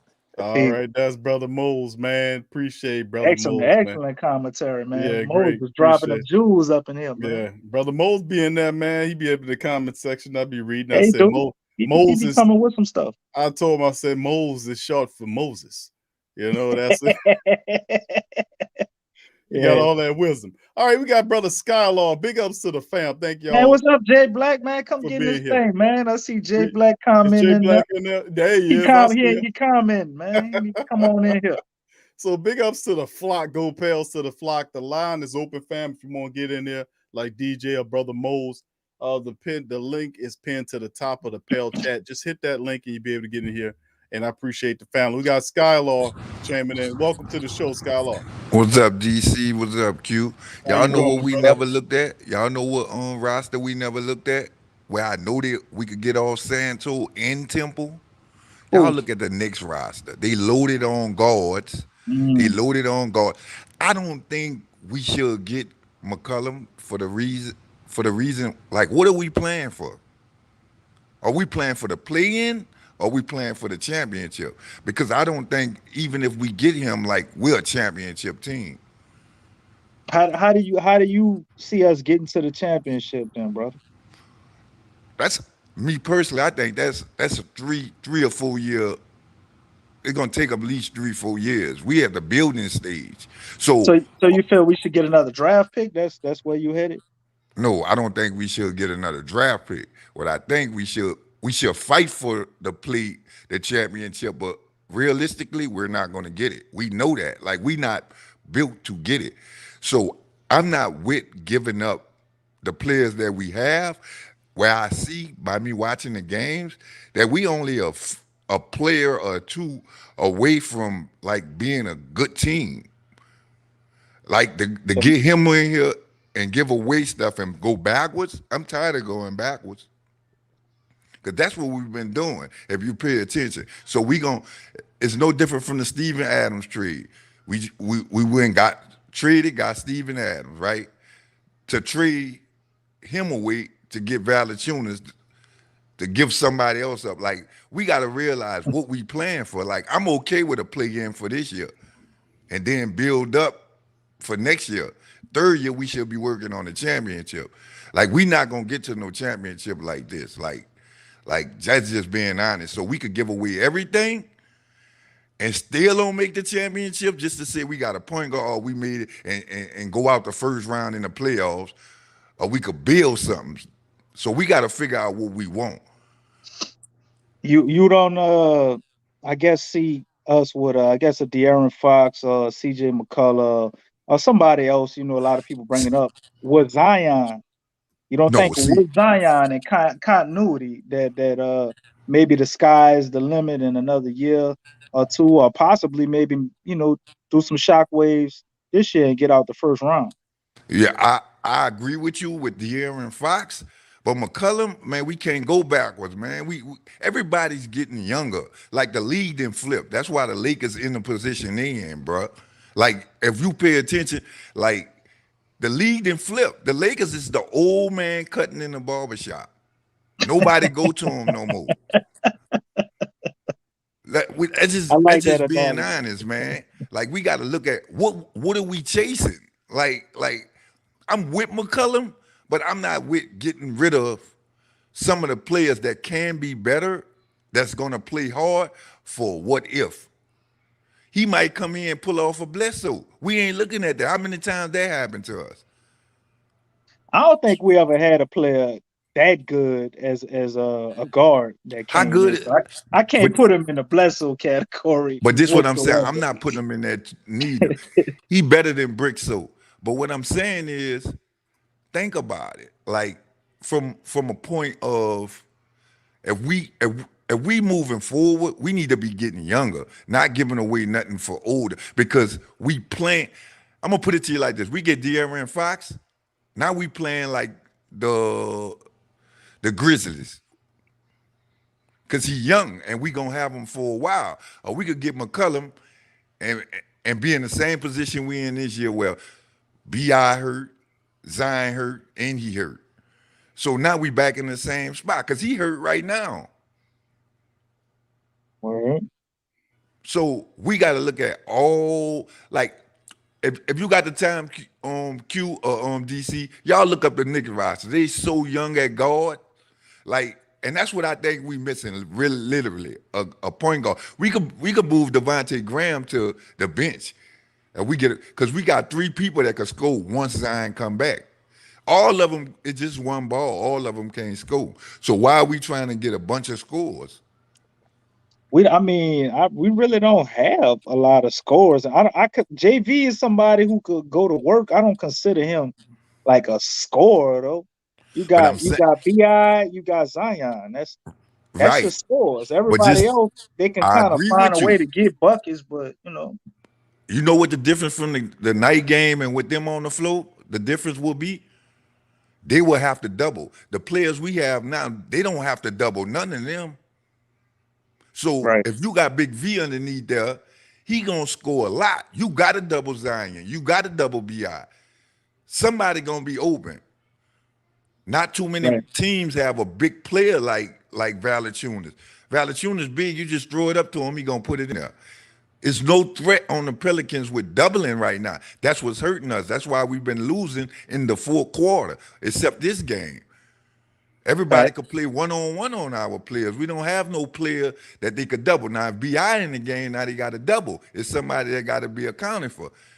They killing us because we got to double Brown and we got to double Tatum. Somebody going to be open. The goal is just to get the ball closer to the rim.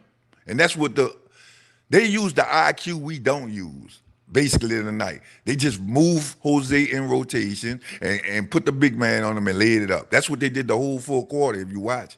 That's all they did. That's why he took Jose out. He was a mismatch. We don't use our mismatch. We got NAW who jacking up shots, and you got somebody 5'2" on Valanciunas. He going to jack it up. Throw the ball in the paint.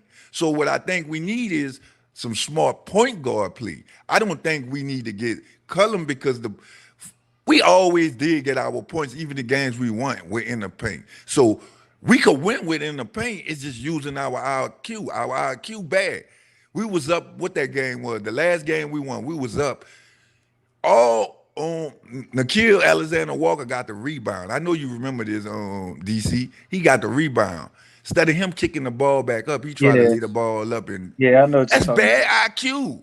We won that game, but that was a stupid play. That was a game. If they go down and hit a 3, the game tied. Right. We were just up by 3 points. I think was that was the the last game we won. I think that was a Pacers game. All you had to we do won, was we pull won the that ball game, out. but we made it a lot harder than it had to be. Exactly. That's and what make it bad, Willie can't pull him. I know Willie B won't pull him, but he can't. We don't have the player. He really, I agree with the guy said before on the panel about the threes, but you got to think about it. Who he's saying the starters of threes is we healthy. They're not even starting. They not realistic starters. They right what he's saying they need to be off the bench. Yeah, Josh Hart, he is 6 man. But you can get by with the right roster around him. I think he can be an excellent 2. That's why I say we don't need to get rid of nobody. He is 6 man. You got to understand the Knicks. If we want to go with veteran, we could go with a veteran guard at a cheap price. If we go to the Knicks, them people got Kemba Walker over there, and they got Derrick Rose. Man, they need salary help. Man, we dump the Santo on them, and they gonna buy that boy out or something. They got too many guards. And they got that boy, what that boy name? Obi, what his name? Obi Toppin. They can't play all them. And they just got Cam Reddish. They can't play all them. That's our trade partner right there. Where we don't have to give up nothing. They need help. We always looking like we the desperate ones. That's the problem. So we willing to give up everything to receive nothing. We got to get somebody who they desperate. They trying to lose some of the money they have. They don't even have time to play Cam Reddish. He ain't even been playing. You traded for a guy that can't play, which is a Pelican move to me. That's how they think now. Like, what was the whole reason for that trade? No sense. They already loaded at the guard position. Thanks. You don't think you say we need a point guard, right? We need somebody who can make great decisions and set stuff up. And the more I think about it, regardless of how I feel about our players, everybody that can do that costs money. Like there ain't nobody in the league that could do that ain't cheap. That's You know what what I'm I'm saying? saying. You got guys like Q just put up on the screen, guy like Monte Morris, pretty good. You know, you got Jalen Brunson, to me, who probably is the best backup point guard in the whole league.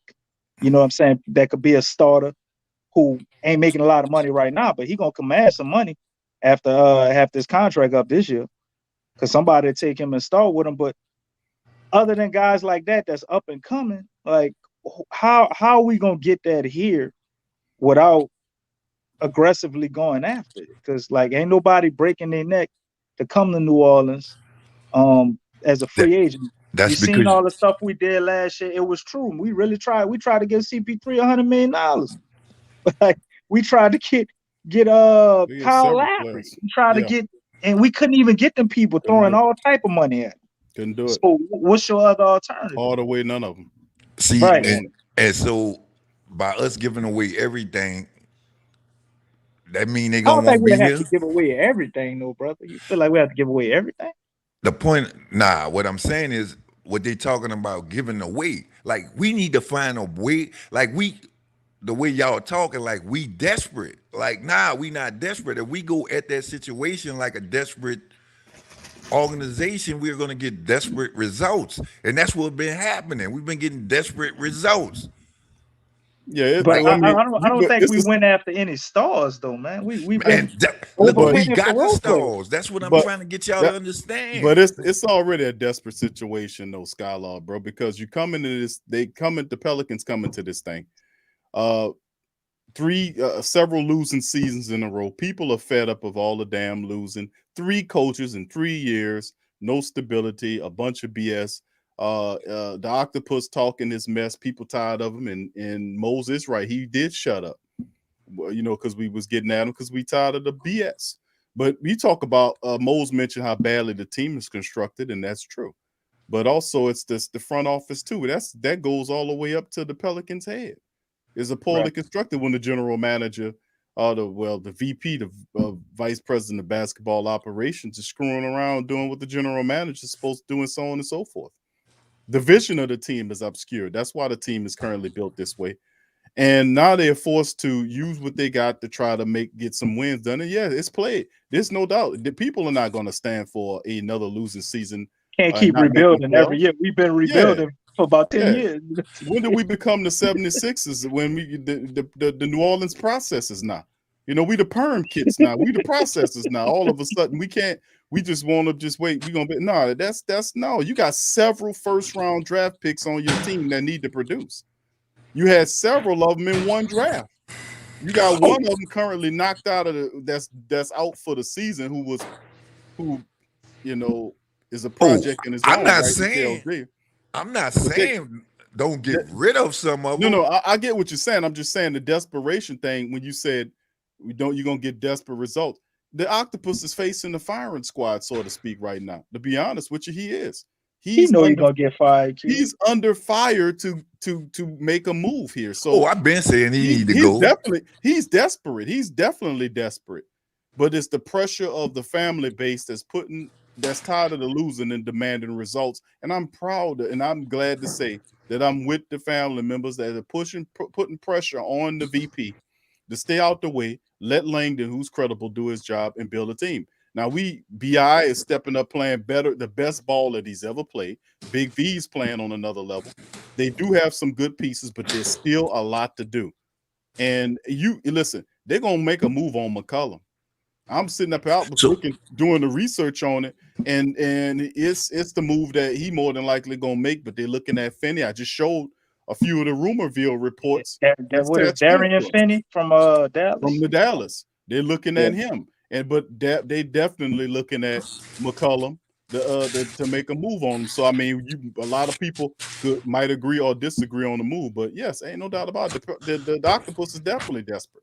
So if he was to get rid of somebody, I'm asking y'all take on it. So if he was to trade a player, who would y'all like him to trade? I mean, because I'm gonna be honest with you. Depending on the player he trade, I'm done with them. I'm gonna be honest with you, and I've been a Pelican fan since 02. Like I'm gonna be done with them, like because it's more of I'm tired of going backwards. Like nah, like we getting people in here. Like how you get off Lonzo Ball that you could sell off his name for them two players? I could understand Drew Holiday. That was real stupid. I could understand Drew Holiday. At least he showed a little loyalty. Send him wherever he want to go, no matter what you take. All right, bless her, cool. I could take that. At least he played for us. But man, I don't understand why we got Bledsoe. Man, he would have been in Orlando if I was the I'm not about to sign and trade because that's where he won't go.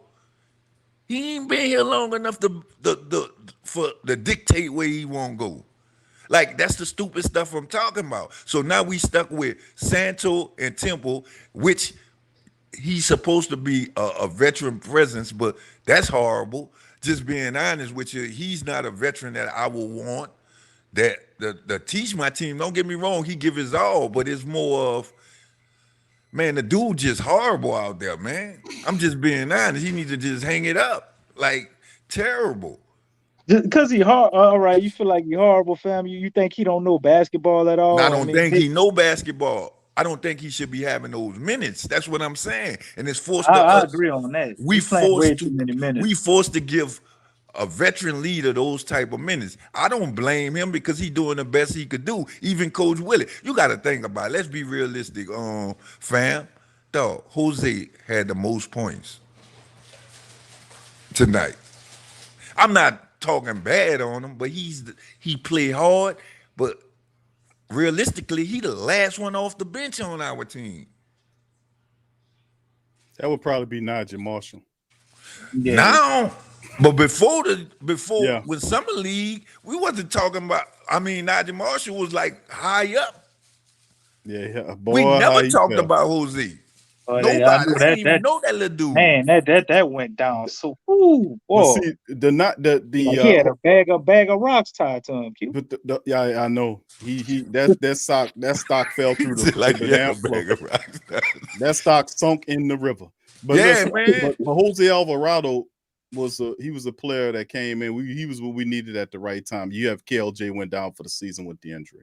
Man, I'd rather lose. Listen what I'm saying. As a Pale fan, I'd rather lose with a player like him than win with a player that's stubborn. I'd rather lose. I will go to every game and watch him play hard and lose than just give up. That's just me. Like right. I understand that. I understand that it's gonna be hard to get big stars. But man, if think about it.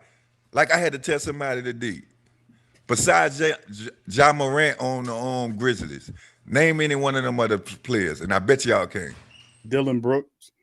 But I'm saying, what I mean, Brandon you could name them because you watch basketball. But what big name? Even. Oh, they don't have a lot of big names. That's what I'm getting at. They got the right names. They got the right players. That's a right But combination. a dude like Bane, like he go to another team. I think that brother could average 20. Nah, I'm not saying that he trash. See, what I'm saying is they're a team and they play together and they lose together and they play hard. Right. I'm just afraid that we gonna get somebody here that don't want to be here, and we didn't traded everything for him, and he looking for a way out. We didn't been through it. It's the same thing. Like we could trade, but do he want to be here is the question. That's why I like Norman Powell. Norman Powell actually said he wanted to be here. Exactly. I'd rather accept him. I know he gonna play hard. At the same time, after he went. Where he did go, yeah. Look at the money. And it didn't work out because they won't trade him now.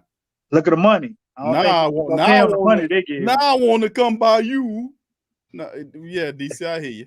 And don't get me wrong, I believe Coach Will. I think we're gonna step it up after the All-Star break. break, because we got to go hard after the All-Star break, because we not in a bad shape. That's why I ask people, like, what are we really chasing?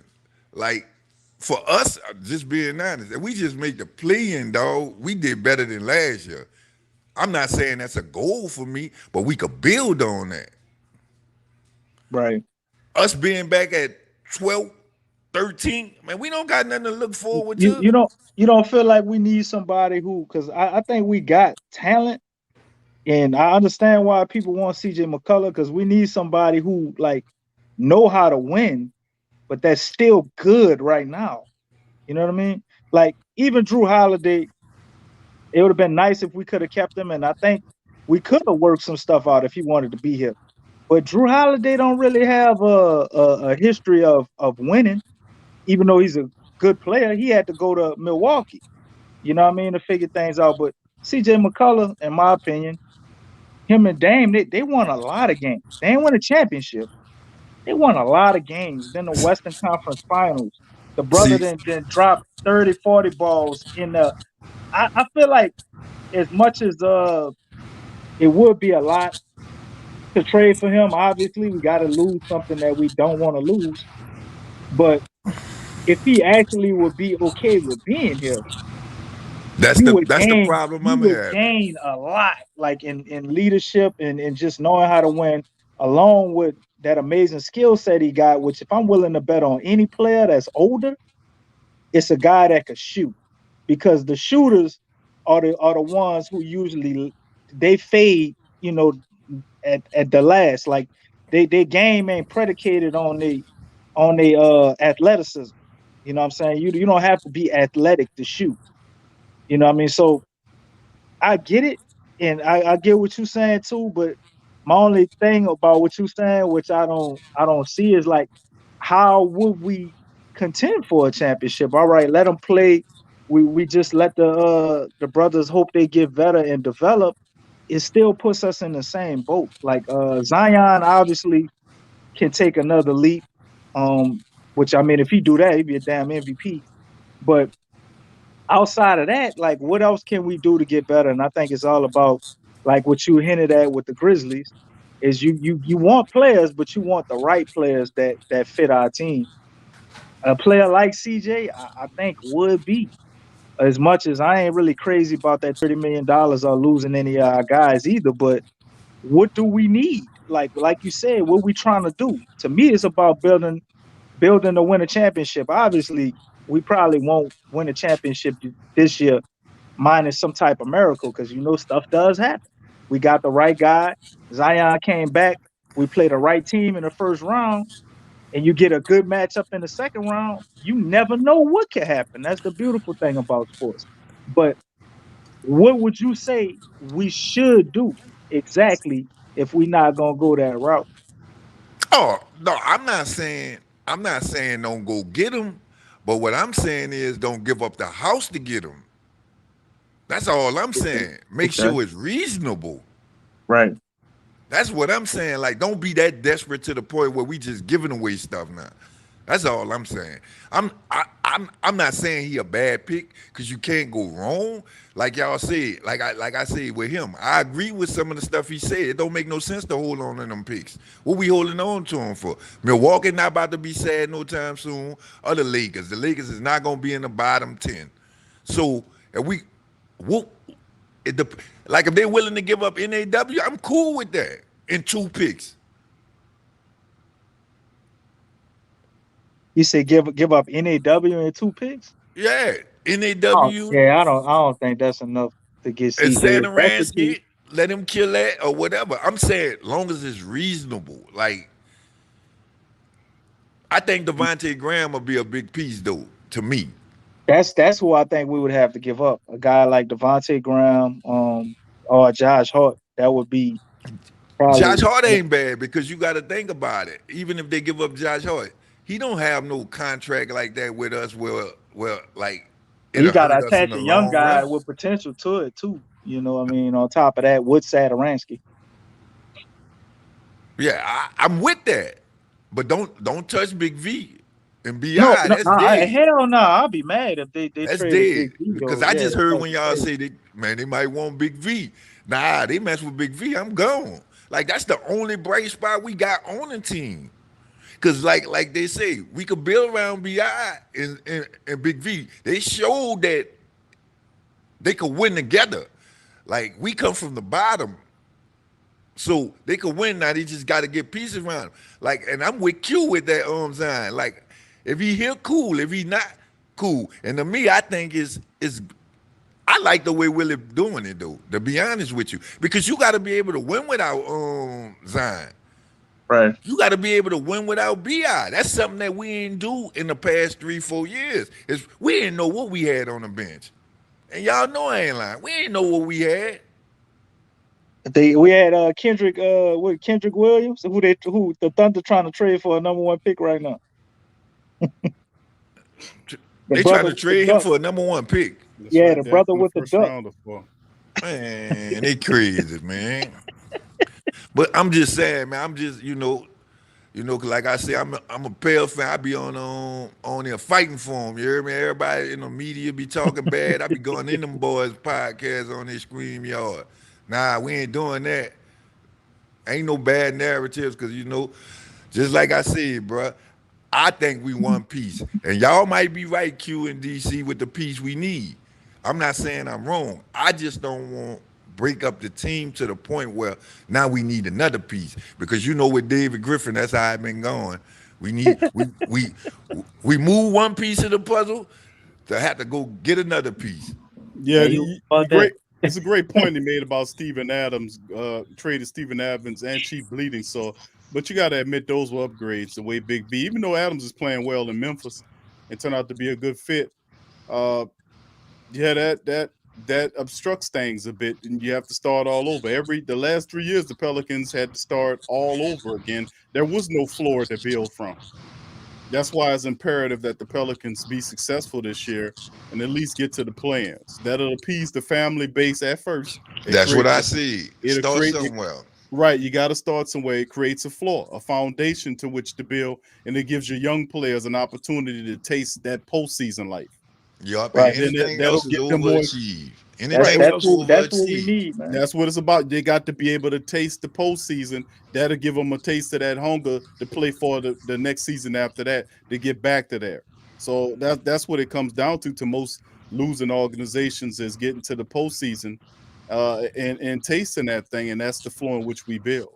What happened to Phoenix? It's the same thing when Phoenix got, but when Phoenix was losing all those years, they got a taste of that postseason, man, and now they lickety split. And of course, they got a lot more than what we got. That's why they're so talented, competing with Golden State. Most of these teams, look at these teams ahead of you, and that's playing really well. These are some good teams that are balanced in the starting lineup and the bench. They got guys that can play. I mean, there are a lot of talented teams out there, man, that's in the echelon of the NBA right now. The Pelicans still need a lot of help. And unfortunately, that's the thing. We know, and I listen to you, Brother Skylar, you're making great points, like Mose and DJ and the rest of the family members. They're making really great points on personnel decisions for this team. But once again, we come back to one person. It's that octopus. And that octopus right now, the question to the Pelican Post, the flock is this: what does the octopus? I know what you're gonna do because you got good sense. And I'm talking to everybody out there. But what that old octopus gonna do? Huh? What moves that the octopus gonna do? Everybody, the family members in the flock, tell me. I don't want you thinking like you, because you got too much sense. I want you to tell me what you think that the octopus is gonna do. What move is he gonna make? Is he gonna make a smart, conscientious move and pull a Norman Powell out of his head, or perhaps go and try to find a point guard that can come in as well to fortify the bench? Will he get Powell and another player to help you? What are you gonna do? Or is he gonna swing for the fences by acquiring McCollum and send out several core role players? And I agree with Mose, to the point. You can bring in McCollum, but you got to remember, it's a cost for everything. The picks don't really matter that much, but you tear up that bench too bad, bro. That will impact you, man, and drain the hell out of and run a lot of them starters down. So you got to still It's a cost to doing business, is what I'm saying. So Skylar, answer that question to me. What you think about that? What do not what Jesus would do, what would the octopus do? Man, that's what I'm saying. Like, I'm confused with him. Listen what I'm saying. You got to look at, like I tell people, look what we really did. Like, we traded. I don't even like Lonzo like that. But dog, that's the best you could have got us, bro. You sitting up here telling me you bring that here? Not saying nothing wrong with Temple, but based on what you're right, Temple is getting too many I minutes. think Man, listen what I'm saying. Didn't the Warriors want to give us a late first round pick for him or something? Listen what I'm saying. And some other offers on the Man, table before we the could have got trade that boy. deadline. We could have got Kobe White. We could have got marketing. And they had to go after them, man. The Bulls, I guess, wouldn't budge on them guys, but I know we had to at least try to get them. It would be crazy not to. But what I'm saying is, if they ain't want budge, we ain't have to budge neither. Exactly. He really was dead set on not giving him that $20 million. We don't care what he wants. No, I'm saying he was dead set on not giving him that $20 million. Because you had to match they offer, right? If you're not gonna move him, and then you stuck with him for $20 million. No, we wouldn't have. Somebody was gonna want him. He fill up the arena off his name, not the stats. Somebody was gonna want him. He's a ball. I'm gonna be honest with you. Somebody was gonna want him. Especially if he just played the way he played this year with the he's not the type that was gonna just sit out and not play. He was gonna play. He wasn't gonna pull off no like that boy doing in Philadelphia. He not built like that. He was gonna play. Then we could have got off him. He not. You see what I'm saying? Like I see what you're saying exactly. I'm just giving up. They just gave us what they didn't want no more. And just think about it. Let's say we matched it. And we go to winning right now. He's not gonna want to leave. Yeah, but they want that $20 million out of there. So that may it potentially. I think that would make it even worse because you got Zion who didn't want him to go, and you got BI who didn't want him to go. Now, how do you explain that shit? And we winning. Oh, that would make it even worse. That's what I mean. Like, so now we out here searching for a point guard where y'all gave us two players that can't even get us 20 points. We got two players on the team, two roster spots, put both of them together, and they can't get us 20 points. 20, man. You mean 8? I'm just saying. The two of them together can't probably give us 8 to 10 points. And this is what you brung us. Lord. I just hope he don't make we did get a second round pick now. Man, we gotta pay attention. We got 1 million of those, DC. But that's what I'm saying. But Herb was a second round pick. So was Didi Lozada. So what you saying? But what I'm saying, look. Even though Herb was there, Herb wasn't big on nobody's list. We probably still could have got him. Nah, actually, I did. I heard a lot of people talking up Herb. The only reason Herb didn't go like in the first round is because a lot of people was concerned with his 3-point shot. That's really the only thing that stopped him. I heard talks about Herb before the draft, but I didn't look at him as somebody like, oh, the Pelicans gotta go get him. But I did think he was a good player. You know what I mean? And I wouldn't mind having him on my team even before we drafted him. Yeah, but like I said, man, and if y'all paid attention too, Jackson Hayes been playing nice with Jose. Mm-hmm. Y'all ain't noticed that he just stepped in NAW too. He played good with NAW too. Yeah. So now we got to look back at Jackson Hayes. You know, at first we were saying we was gonna be buying his tennis, but right now he been playing nice. So now we got a question. That's what the problem is. We need a guard. Only thing that lack Jose, if Stanowski had the heart Jose had, we'll be all right. He got the height and the size, but he don't have the heart. Yeah. Oh, I told Big Q, brother, that they had discontinued the paratroopers, man. They shut that down, bro. Man, that boy caught that ball in the alley. Y'all saw that alley he caught last night? Where he reversed it in the air? Yeah. But when you putting, he couldn't do that with Stan and Rowski. Y'all forgot that's who they was putting him in there with, right? He probably be an all-star, Chris Paul. Oh yeah, oh yeah. Oh yeah, he'd be getting. So- I mean, he so- making an all-star. To what's that kid? That cat name? That DeAndre Ayton, no, that bum. That bum. Bismack Biyombo. Bismack Biyombo. So that's what I'm getting. Nigga, That's that what boy I'm like getting at with amazing, the. huh, Q? That's what I'm getting at with the guard play. The guard play bad over there, man. Bad. I mean, but y'all make great points, and you and Mo said the same thing. The guard playing, you're right. It's something that they got to correct, and this is true. We're not going to attract the talent because if anything, showed you the Pelicans tried. They tried. They even threw it out there before they even did it. Listen, we targeting Lowry, even though Lowry wasn't even interested. But the Pelicans tried to get at Chris Paul, Lowry, Hardaway, all these guys. They And they tried to said, get up. Everybody was out there. everybody that they tried. We were they trying to said, give nope. Hardaway what was it, 80 million? We tried to give Hardaway. I know it was Hardaway like 10 to what 10 plus million than what he was making with them. He took he took less money. Less money to go back to Dallas. Because it fits the tune. It's like, listen, man, the reputation of the Pelicans basketball organization is not good. It has to be rebuilt. And people know the reason why it's cause and effect. It's the reason why you're losing.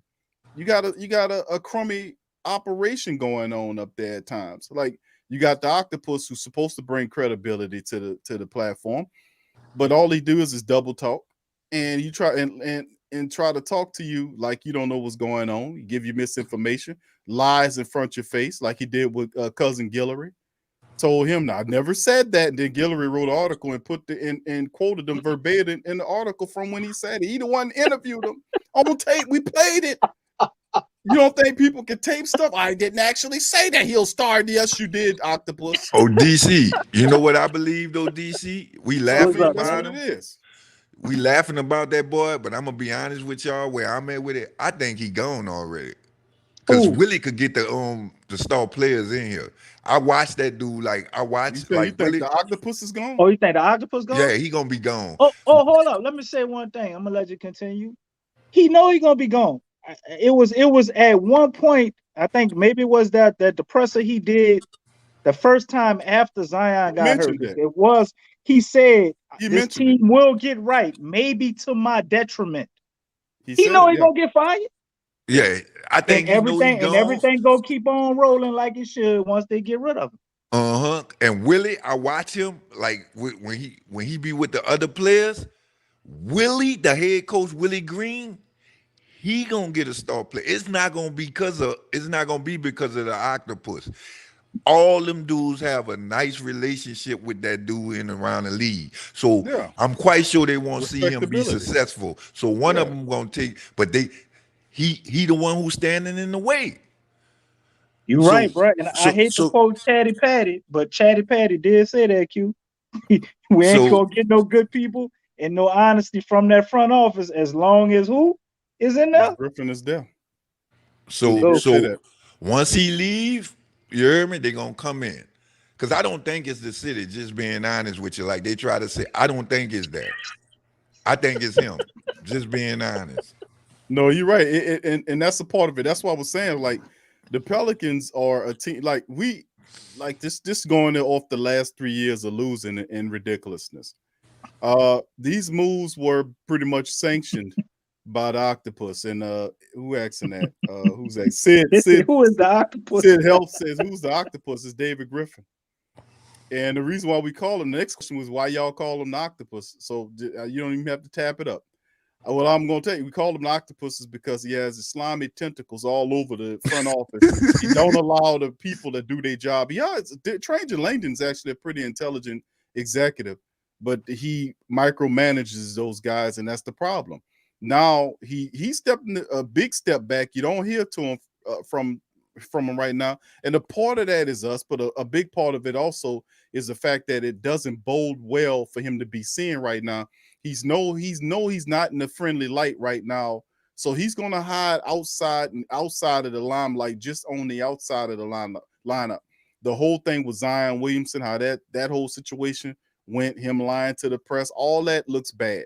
The movements, him hiring Van Gundy, that was his hire doing all of that. He should have fired Elvin Gentry when he first stepped in the door. Oh, he's such a nice man. Gave away Christian Wood. We cut Christian Wood, family. It was we a buck for Christian Wood. Now he on the trading block, DC.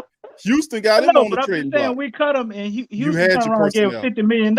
The guy could play, and we knew it. We were saying, why you get rid of it? And the thing is, these guys just simply, a lot of these guys, and I'm not saying it's the octopus, but a lot of these guys are getting these positions of flim-flam men. They got a mouthpiece. That's what Dale Demps was. Dale Demps wasn't qualified to sit in the Pelicans' job as a general manager for 7 years and sit there. He wasn't qualified. He could not play or develop. He would get rid of players, then let somebody else develop them and bring them back and put them and sign them to the team. He did it several times. Brandon Bass was one of the people.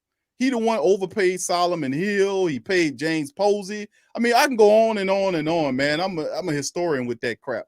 But the reality is, the reason why people don't want to come to the Pelicans straight up, and you got to overpay for them, is because the Pelicans are not seen in league circles as a functional basketball organization. You know, they're not. And until you start winning and start showing consistently that you're beating some of the best team in the league consistently, then you will consider to be looking at a dysfunctional franchise. But it was a very credible move to bring in Willie Green, who's a very well-respected player and coach in the NBA. He brings a special brand of respectability to the organization. So that was a good hire. Q, check this out. And also the JV move too was great. But did he really bring Willie Green here? Because every time I saw Willie Green, I saw Trajan Langdon talking to him. Listen, Trajan Langdon does not exist. It's all the octopus. The octopus is all seeing and all moving. You know who might have an octopus job though? Y'all never thought this for? Your girl, Weatherspoon. There's a reason she didn't take the job. Well, I don't know about the VP job. I I don't know about the VP, the executive job, but I know she was looking to try to get at in the WNBA, but you know that didn't go. Well, they offered her a head coaching job. She turned it down. She said she got more she want to do here before she move on. She want to win. She's a winner. She wants to win. She ain't gonna leave. She from here too, you know. So it's gotta be like a little sentimental to her. She want to see this franchise get where it's supposed to be before she move up. That's why I go on other people's platform, because they be like we don't care about our team, or we move. And man, I go on there, DC, man, I go hard on them. Like y'all, the fans don't even come to the game. Man, we not even the last in attendance. Like I didn't research that and everything. We like 15th. We the middle of the pack, dog. So that's this is worse as it's gonna get for us. I know. And when Zion come back, we might liable to be one. People gonna travel to see him. Oh yeah, you're gonna be must-see TV then. Right. You know what I'm saying? And that's why I say all we need is one piece. We right on the borderline of the play-in, but we still could make the 6th seed. Don't get it twisted, because the Western standing so messed up. But we'll have to go on like a 5-6 game winning streak. But we could still make the 6th seed. Like, the season not over. Right now, we're doing better than what we did last year. Like, I looked at it. Our record is really, even though we got a lot of losses, our record is bad.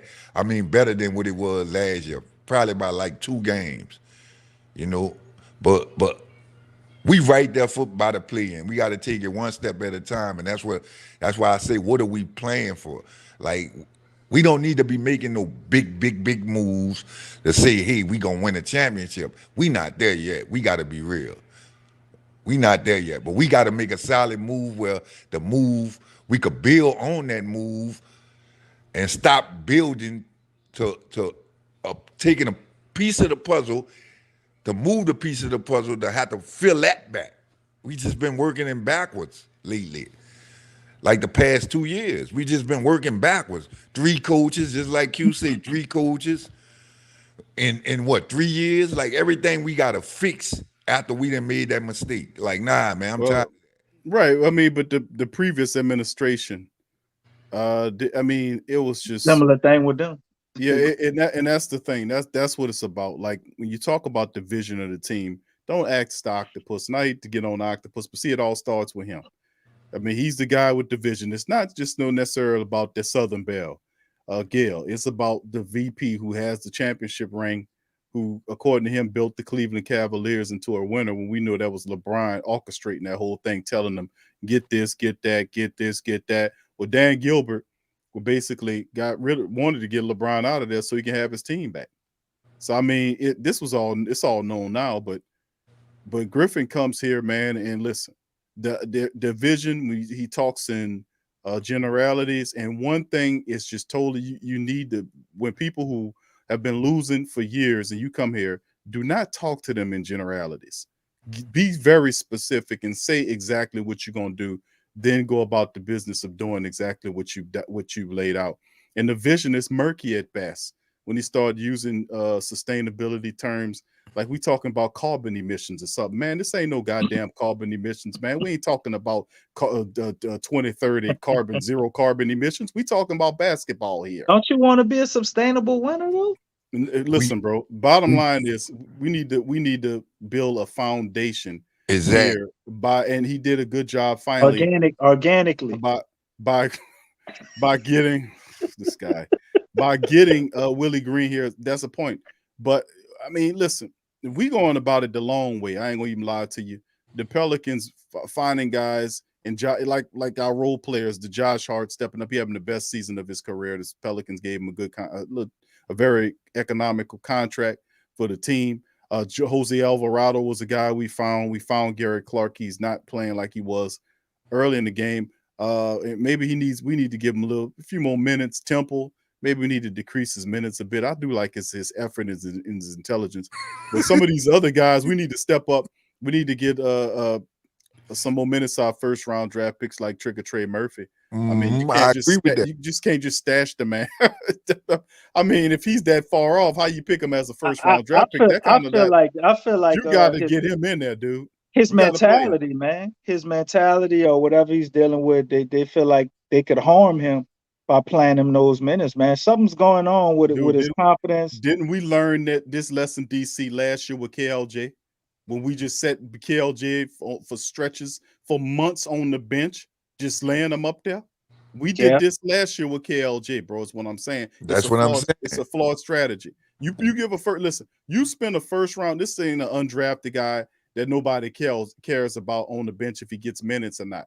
He gets minutes in garbage time. He actually hurt right now, though. I think he would have been getting some minutes. I get you right now. But even when he was healthy, DC, the man wasn't seeing nothing but with 4 or 5 minutes in garbage time. He trying to fill up the basket. In the 5 minutes he get up in there, he trying to shoot the ball. He got 4 points in 5 minutes. 6 minutes he got 4 points. He trying to get his man. You know what I'm saying? If you spend a first round draft pick on a player, you're gonna have to play him, man. You got to play him.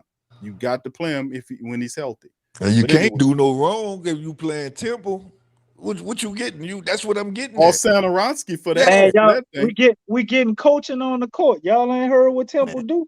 And you ever saw that boy plus minus out there again? You talking about coaching on the court? Temple, come on, man. Listen, and Temple has good games like tonight. But that's not a good example. But we've seen Temple really help the team in certain games during the season. He can only do that in spots, though, man. Yes, I really think that's not the point. I think Father Time is catching up with him. I really think DC, of course, Father Time catching up with the man, bro. I don't think he's as horrible as people try to give him. He can't play all the minutes at his age, man. No, he shouldn't be doing too that. much. I'm not saying that he does help be on the team. He don't need them many minutes, man. Fourth quarter, he be busted, man. Pay attention. He be busted, man. I thought his only good defensive players is steals. Man, he be busted. He can't stand in front of nobody. No, he can't stand in front of nobody, bro. No, that's what I mean. In the fourth quarter, they're attacking. Yep. They'll center him out. They'll attack him. Yep. We see that all the time. That's what I'm saying. I'm not saying he don't need no minutes. I'm saying he don't need that many minutes. What I'm saying is I'm with Q. Man, we need to be playing Trey Murphy. We still taking the L. What does it matter? That's what I'm saying. Ain't like we winning with that. We still taking the L. At least we can see that we need to get rid of him, where he need to improve at, and we could coach him. That's what Willie there for, to coach him. We don't need Temple to coach on the court. That's what Willie's job is. Apparently that's what Willie feel like we need, bro. Every time they talk about him, that's what they say. I think that's what he said tonight. To use, man. Like the night Willie telling them stuff, and some stuff they might not be listening to. So he need Garrett Temple out there to tell it to him again. I'd have preferred Najee Marshall to start the night he started. Yeah, we gonna lose anyway. God What's damn, the bro. difference? He need to be in spots. I agree with Q. He don't need those many minutes. We gonna lose. Let's play and see what we have and what we need to get rid of. We gonna lose. We know that ain't the same team if B.I., Valanciunas, and Zion was there. We know we a way better team. So if we know we shorthanded, we playing against a great team. What are we trying to accomplish? 9 times out of 10, we gonna lose. We're not gonna get the calls or anything. They don't give us calls like that. We know that. Yeah, we got them tonight. I mean, but the thing is, what's intriguing about the whole thing is that you're absolutely right. When you're talking about looking forward and developing the team, building the floor, the Pelicans have a lot riding on their young players. They really do. There's several first-round draft picks. We talk about it all the time that need to perform for the Pelicans to have success. And a lot of these guys, Zion is obviously one of those guys, one of the most ultimate guys that need, but NAW is another first-round draft pick. Jackson Hayes is another one. Jackson's playing better. NAW is in and out. KLJ is another guy that they counting on. He's done for the year. And hopefully he comes back better. And then, of course, the other first-round draft pick is Trigger Trey, who currently is, he out for the Pelicans. But, yeah, you gave him a first-round draft pick, on this guy, and they ain't mess up on Trey. But he definitely need that development. I think Trey gonna be good, man. My biggest thing with Trey not playing for me was like, okay, y'all not playing him. Why the hell he not in the G League? Put him in the G League and let him play for 15 games straight. He scored 33 the other night. Yeah, I'm about to tell you, he scored 33. I follow him. He scored 33. Right. But I'm just saying, like, let him stay out there for a month and just do that consistently. Just get used to what that feel like. You know what I mean? Mm-hmm. And then they come back and give him some minutes. Man, we're gonna send him out there, bring him back. We're gonna send him out there for what? And not play him. DC, we not paying for no hotels. Are you crazy? The night he would have killed them, though. The night he would have killed them. They were letting them shoot the threes. The night. That what it is, Q? It's Boston in the continental breakfasts they don't man, it's just 4-5 hours from here, man. You crazy? We're gonna send him out there, let him play, and we're gonna bring him back, let him go to his house. We ain't spending all that money on them people, man. You crazy? We done give him enough money already. Hell. Man, Boston let them shoot themselves out the game tonight, though. They let them shoot themselves out the game. Yeah, that's how teams been beating them, because they can't beat them in the paint, but they ain't smart enough to realize that. That's why I say, I don't know, the guy before, he was right. Like, their IQ is bad. Like, they beat themselves. Them people had 70 points in the paint one game. Can't nobody beat them in the paint, but they shooting jumpers. I don't understand that. IQ, basketball IQ. I mean, some games you see it's exhibited. And like NAW, isn't he the example of what you're saying? NAW at times when he's hoisting up, taking a long shot, he's unconscionable. He's like, the next one's gonna go in. He like the guy that go to the casino that pull on to put the slot machine, and every slot pull is he think he gonna hit the jackpot. That's the mentality on him. He be the wrong person to start betting with this goddamn online betting shit. You're gonna have a whole generation of degenerate gamblers, all because you win every day. Oh, Q. Why they gotta be degenerate, Q? That's an old mobster thing, bro. Oh, Q, you talk about B.I. first step. You ever saw that boy first step? That boy first step slow. B.I. improved that first No, step. but I'm actually. Yeah, that's what NAW. you were talking about. That man first up. Bi went put some Bro, French shoes No, I'm on. talking about Yeah, NAW. the hell That with boy that. look like he be second line and he moves so slow.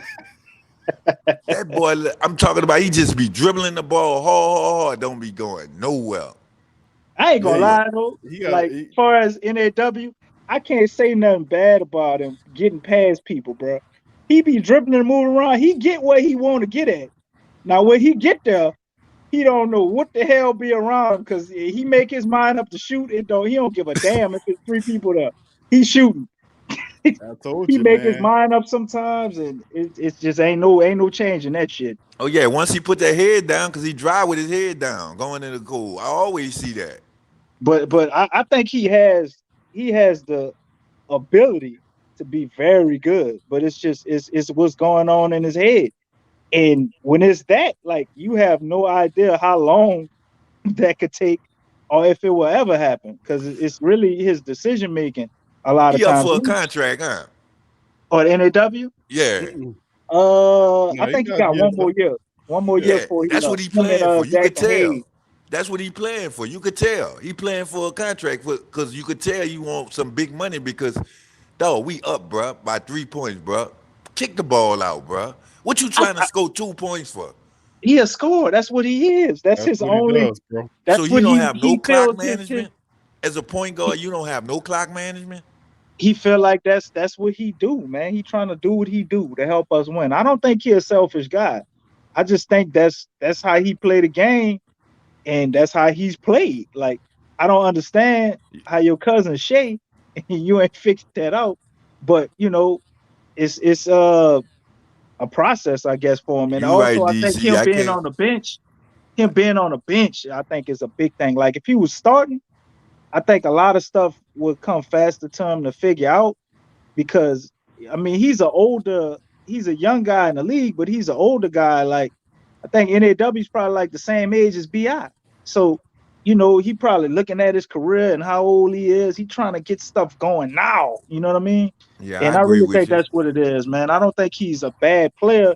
I just think he put a lot of pressure on himself. He got Yeah, big because ass he shoes to fill with his cousin, man. And you know how it is if your brother or your cousin or something, y'all playing. It's a competition thing. He want to be what Shay at. You know what I mean? I don't even think it's all about money. It's just that whole competition thing, man. That's his cousin, but like his brother. I'm sure he probably done bust Shay up a lot of times. And he looking at what Shay is, he's like, man, I know I could do that. I beat this dude all the time, or whatever. So it's just kind of one of them things, Hey, man. look, I think man. NAW can be really, really good, I but think that too. I it's ain't just lying. the mentality got to shift, man. I And think the whole team could be good if he don't take Santa. If he get the right, where I think the octopus messed up at, if he get the right piece where he got Temple and Santaransky, man, we'll be crucial. We wouldn't even be in this position we in right now. we just need a point guard, to be honest, That's man. what I'm Like, saying. If he would have got the right thing, Devontae Graham is Mo Williams, who played with LeBron, bro. He's a point guard that's really a shooting guard. he We don't need have no moves neither. He can't get At nobody least he open. been I holding that agree one. with your boy Moses. He don't have no setup game.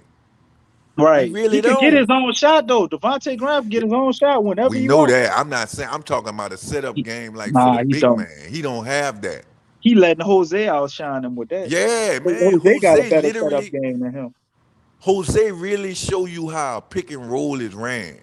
Because I Right. look at the play. I don't look at the player like by the name. Most people look at the player by the name. When I see Jose, I see a player. Jose is his name, so I look at his play. I watch Jose run pick and rolls. He take the shot he don't make all of them, but he take the shot. If they roll with the big man, he take the shot. If they're not, he throw the alley. That's why him and Jackson Hayes been successful. You ain't gonna get that from Devontae Graham. You ain't. Sorry. Don't get me wrong. But I check it out. If you play Devontae Graham with Zion, do you really need that?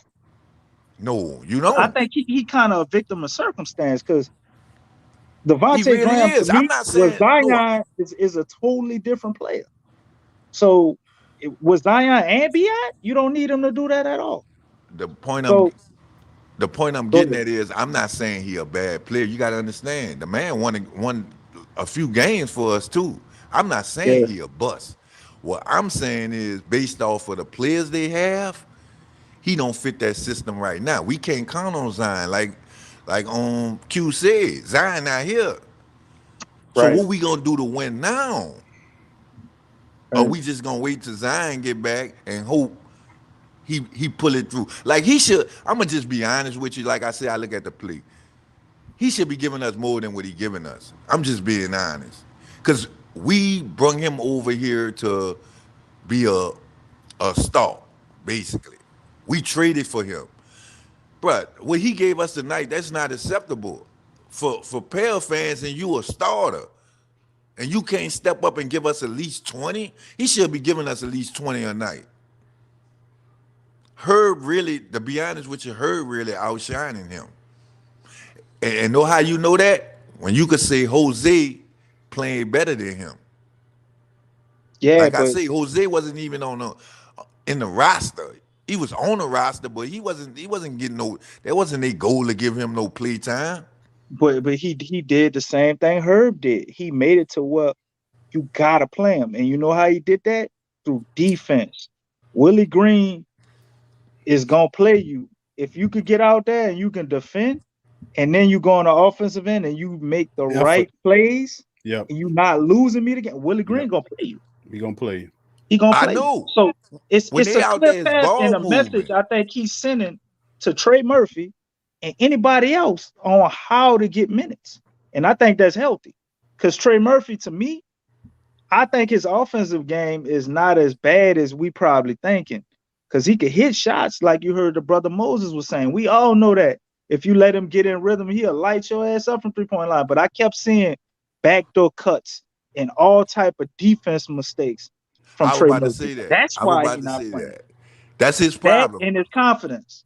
He got the Lonzo Ball mentality. He like to just go down court and stand in the corner. You got to cut. No, See, I don't think that. if you pay attention, no, he do. He do. Pay attention. If you pay attention to Herb, if you pass Herb the ball, Herb gonna at least drive and kick, or he gonna create something. Nah, That's what make. I seen Trey try to drive and stuff. It looked kind of clunky. It look a little goofy, like he just looked uncomfortable. Yeah, he looked like he weird. I seen him try to do that. I think he not confident, like I said. But yeah, that's a great comment right there by Sam McKenzie. Give Jose the start in Cleveland, see what it does for Graham. That would be very interesting because I think Devontae Graham right now probably would be better for our bench than starting for us. You Because I know the think in bench. our starting lineup, we got a lot of guys that kind of need people to set them up to get points in our I was starting about lineup right now without BI. And if you do that, and then you got Devontae Graham who can come in against lesser competition and just go out there and get you. to Be shoot. that guy we saw you was in Charlotte before LaMelo Ball. Do that. I think That is a good. he'll be I never cold thought at of that. it from there. He need to come off that bench for real, because Jose really do set up a lot of plays. He turned nothing into something, and that's just looking at his play. Like literally, you got to understand. Like tonight, that dude went and got 10 straight points. Right. He went and got that. That wasn't And no they everything Q wanted from couldn't score while he was KLJ. doing it. Drive. Remember when you used to say that? Drive. And he don't even have the speed KLJ. That dude went and got them 10 points. That wasn't no. Hard. That's what Yeah, it that takes. wasn't no. He Man went and got got guts, that, man. man. 10 of He them. got guts. He got Straight. guts. He got guts. He got a chip on his shoulder, and he played with a force and aggressiveness. His mind is strong mentally. God's not going to talk down to him, and he will eventually force guys that's pretty comfortable in their positions, like a Graham is, who I just showed 4 years at 47 mil, make it time. And I agree with you, Skylord, man. Listen, bro, you're absolutely right. We talk about this all the time.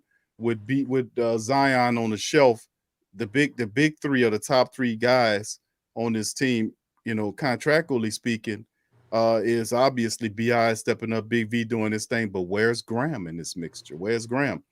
Very, very rarely does Graham get to that 18 marker or plus that we've been calling for. Like for a long time, we kept talking about the boy got a glass ceiling. at 13, 14 points a game. Goddamn. You know, he can't break through the glass ceiling. If Score it's three, 25 and then come back and score 12 points. 11, 12. you know what I say about him though? I'm like, this dude, this my damn. slogan for him. You This know? my slogan He for too him when I'm good for watching that. the That's the game. thing that piss you off. Right. That's the thing. It's like, dude, we know you better than we know that dudes would not have given you 4 years at 47, whatever it is, mil, to come down here, start at the point guard position, and average 13, 14 points a night with that amount. No, bro, I don't even look at the money. You're supposed to be north to 16 million with your offensive skill set. I mean, if what he can do is if anything, the man can't score, man. He can't score. You know what? So if that's the case, and we've seen him do that all the time out there in Charlotte when he was scoring the ball. I mean, Mo said a man don't shoot the three well, but listen, the dude. You know what my slogan is for him, y'all? For whatever y'all reason, he ain't doing it here. Y'all can use it. If his three ain't falling, he ain't balling. That's what I always say about him. If his three ain't falling, he ain't balling. Pay attention. Man, you could have used points that on one for threes, Lonzo man. Ball too. That's how Lonzo was with us. Yeah, man, his threes ain't falling, he ain't balling. And you ain't gonna get too much out of him on defense. So we gotta get something out you, dog. Like what Moses said, bro. If he gotta go, I know that sounds harsh, but I'm not mad if he go, because we know Josh Hart not all that, but we know Josh Hart, he might not have a big scoring game, but he gonna rebound. He gonna do all the unnecessary stuff. Bro. So many ways he affect the game. Yeah, like if his three ain't falling, he ain't balling though. I'm gonna be honest. Right.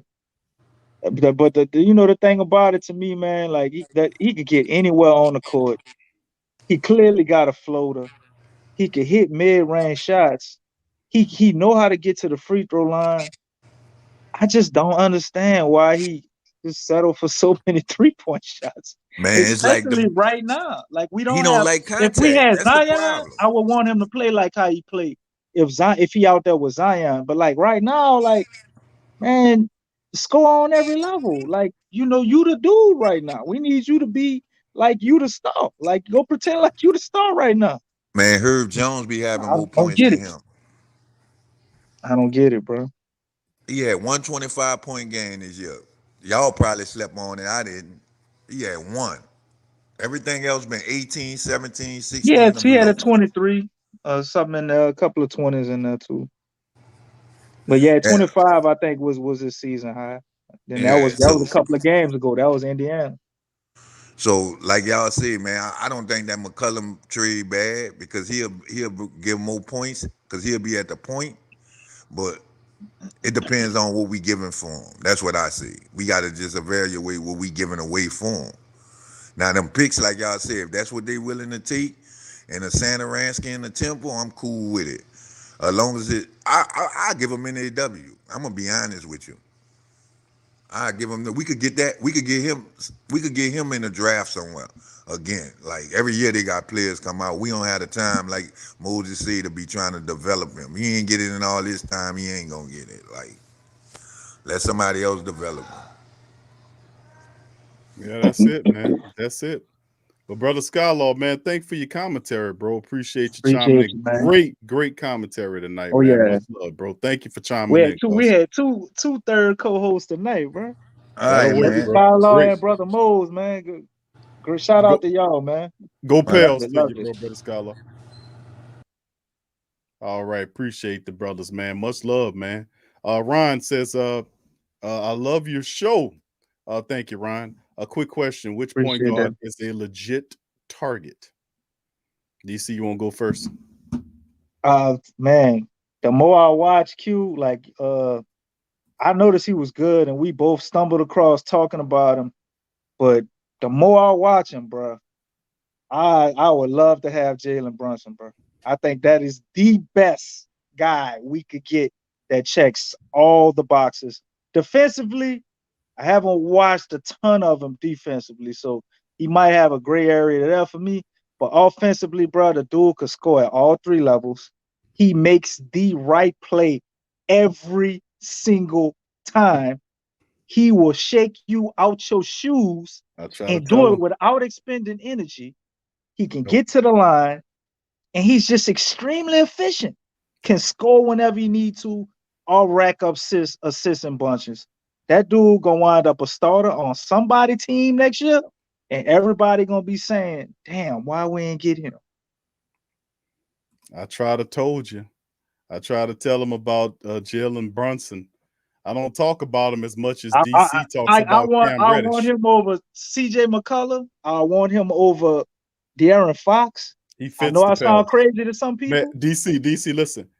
Jalen Brunson fits the Pelicans really well. He's Like a glove. He really does. Like with Willie Green principles, intelligence, could direct the offense from the moment he step on the floor. Check this out, Q. Nonstop motor. They had a video on Twitter. Well, somebody, I don't remember who the brother is. Shout out to whoever that was. If anybody else saw that on Twitter, but a brother compiled his highlights of Jalen Brunson, and he was like, "Man, I don't really think people understand how good Jalen Brunson is." Guess who retweeted it, Q? Who? Take one guess. Josh Hart. Bro. Josh Hart retweeted it and was like, "Facts."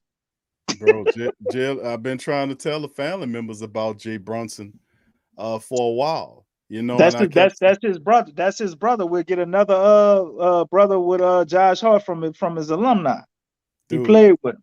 Dude, that's right, LeVar Brown. Listen, Octopus. Let me tell I'm talking at you, Octopus. Listen, man. 2 first rounders. Go do it. Go shake it up. Yeah, I know I hear you with the McCollum. But listen, Jalen Brunson is exactly what you need. Jalen Brunson is the point guard that you need. He's a non-stop high IQ point guard that scores the ball, gets guys involved. He is absolutely an underrated guy. In the right situation, this guy will do great things for you. Pelicans, go get Jay Brunson. Word on the street is this mixed bag between Dallas. The Knicks want him. The Knicks, yeah, there's several teams that's looking. It's a competitive market to land Brunson. When we was talking about this months ago, I was like, man, listen, that's the dude. But you think anybody would be willing to give up like 2 first-round picks for him, like we would be willing to do? I'm pretty sure some people will be able to give up multiple picks for him. I don't know as many. The Pelicans got as many useless first-round draft picks as any team in the history of the NBA ever had. We got a bunch of worthless-ass picks, LA and Milwaukee picks. We got a million first-round picks, 1,262 second-round picks. What you gonna do all that octopus, but screw it up? So I mean, go ahead. We got a question for you, Q. What's up, Woo? If David Griffin gets Jalen Brunson, can he get his job? Keep his job. Listen, Woo, let me tell you something. And I've said this before months ago in the family note, is that I said, listen, when the Pelicans start winning and turn their fortunes around, you're gonna see the octopus come from out of hiding into the light and start taking credit, and then there'll be articles written that David Griffin saved the Pelicans. I said this, and they're gonna have people that's gonna come on this show and say, Q, you were talking bad about the band, calling them the octopus.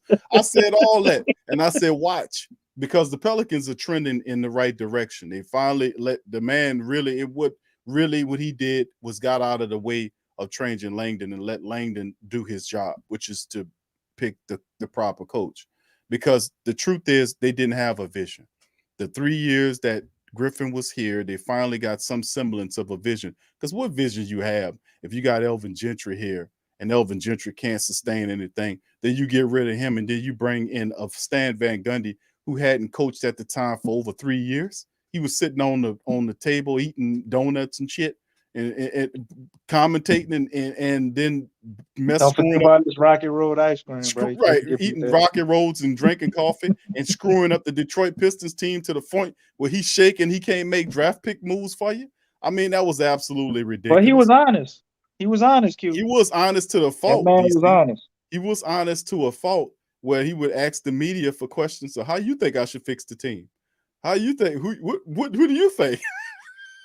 Are you kidding me? Are you kidding for real? This is what we had to go through. I'm trying to tell you.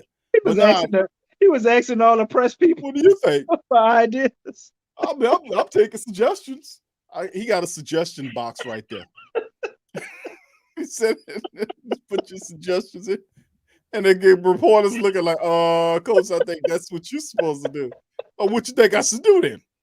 What you think?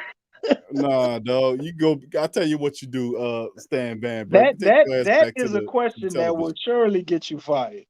Yeah, it's in the media for what to do. Oh my goodness! I was like, what are we doing here? What is going on? What am I witnessing? But finally, I he got thought it up was there funny and the he first just- time, Q, but after he hearing kept that saying it. about 5 or 6 times, I was like, man, he might really I be don't. serious. I I don't thought know he was what. joking the first time. No, DC. I don't know what was funnier. Watching Stan Van Gundy ask the media for suggestions about the team, how to improve the team, or when he threw his players under the bus. I don't know which was I'm not gonna throw any guys under the bus here. That he always said that before he threw somebody under the bus. before that was your warning to get away from because he's about to throw you under the bus. But yeah, but the man finally got out. Credit to him for getting out of the way and letting Langdon do his thing and bring Willie in, Coach Willie in here. And Coach Willie is a young coach that will grow with a young team. And you can see there's a lot of improvement. They're just not deep enough. You know, when injuries hit, like what they're hitting with BI and Big V, you're seeing the Pelicans struggling to produce points. And then guys like Graham, when Big V and Magnum BI is out of the way, Graham's supposed to step his game up. He's supposed to take it to the next level and start doing his thing. But you haven't seen that not nearly enough, which is why a lot of people are saying, you know what, with this small sample size serving to seeing Graham, you know, he's not nearly what a Jalen Brunson is, man. I promise you that. You put Jalen Brunson in there, man. Brunson A whole different facilitates. team, bro. We'll probably be an AC for sure. Bro, he knows when to score, when to get everybody involved, when to take over the game. High IQ player, and that type of point guard will work greatly with Willie Green and what he's trying to install. So yeah, ain't no doubt about it, man. That I would say, I'm not mad about CJ, but you're gonna have to give up a lot to get him. But Brunson, on the other hand, you know, multiple first round draft picks is not the same. It's not the same. What He if we gives had you to up great the production. ante to, let's say, but this all we had to give up? Just match his salary and three of them damn picks, 3 or 4 of them picks. First rounders though. I mean, Would you do it? three or four first round draft picks. We ain't got to give up no Josh Hart, no JV, no Devontae Graham, nothing. We just throw in somebody to match whatever his salary is. I say go for it, man. In the picks. I say go for it. We got 1 million picks, man. Let's come up off of them picks. We trying to win right now, man. We got enough developmental players on this team right now. Seriously. With most of the developmental players, we're not even playing. We just got you talking about this. We got we got developmental players right now that even when they healthy, they're not developing. They driving between New Orleans and Birmingham and flying back right after the game to avoid. I ain't gonna say that. But the reality is, what's crazy about it is the fact that if you're a first round draft pick, you're supposed to be getting some burn, man, whether you stink or not. If you stink, then you ain't supposed to be no first round draft pick. So you still have to be able to play these guys and get them in and get them some experience and get them coached up to where they need to be. But right now, it's not time to be building through no draft. We got enough goddamn developmental players. Hell, we done took guys, undrafted guys, and made them core ports of the team. Jose Alvarado's a guy, come on, he played better than any point guard on the squad. I mean, he is. He's an undrafted guy that you done built up. And that is crazy. You found That's Billy. crazy. I know. He only had about 6 or 7 games, bro. But DC, you knew and he giving us some of the best point guard play we had all year. Well, that wasn't a surprise. We scouted Jose Alvarado. We knew we liked him. We did. We talked highly of him. We knew once he got enough sense. We knew he was a high IQ player. We knew that Jose Alvarado had guts.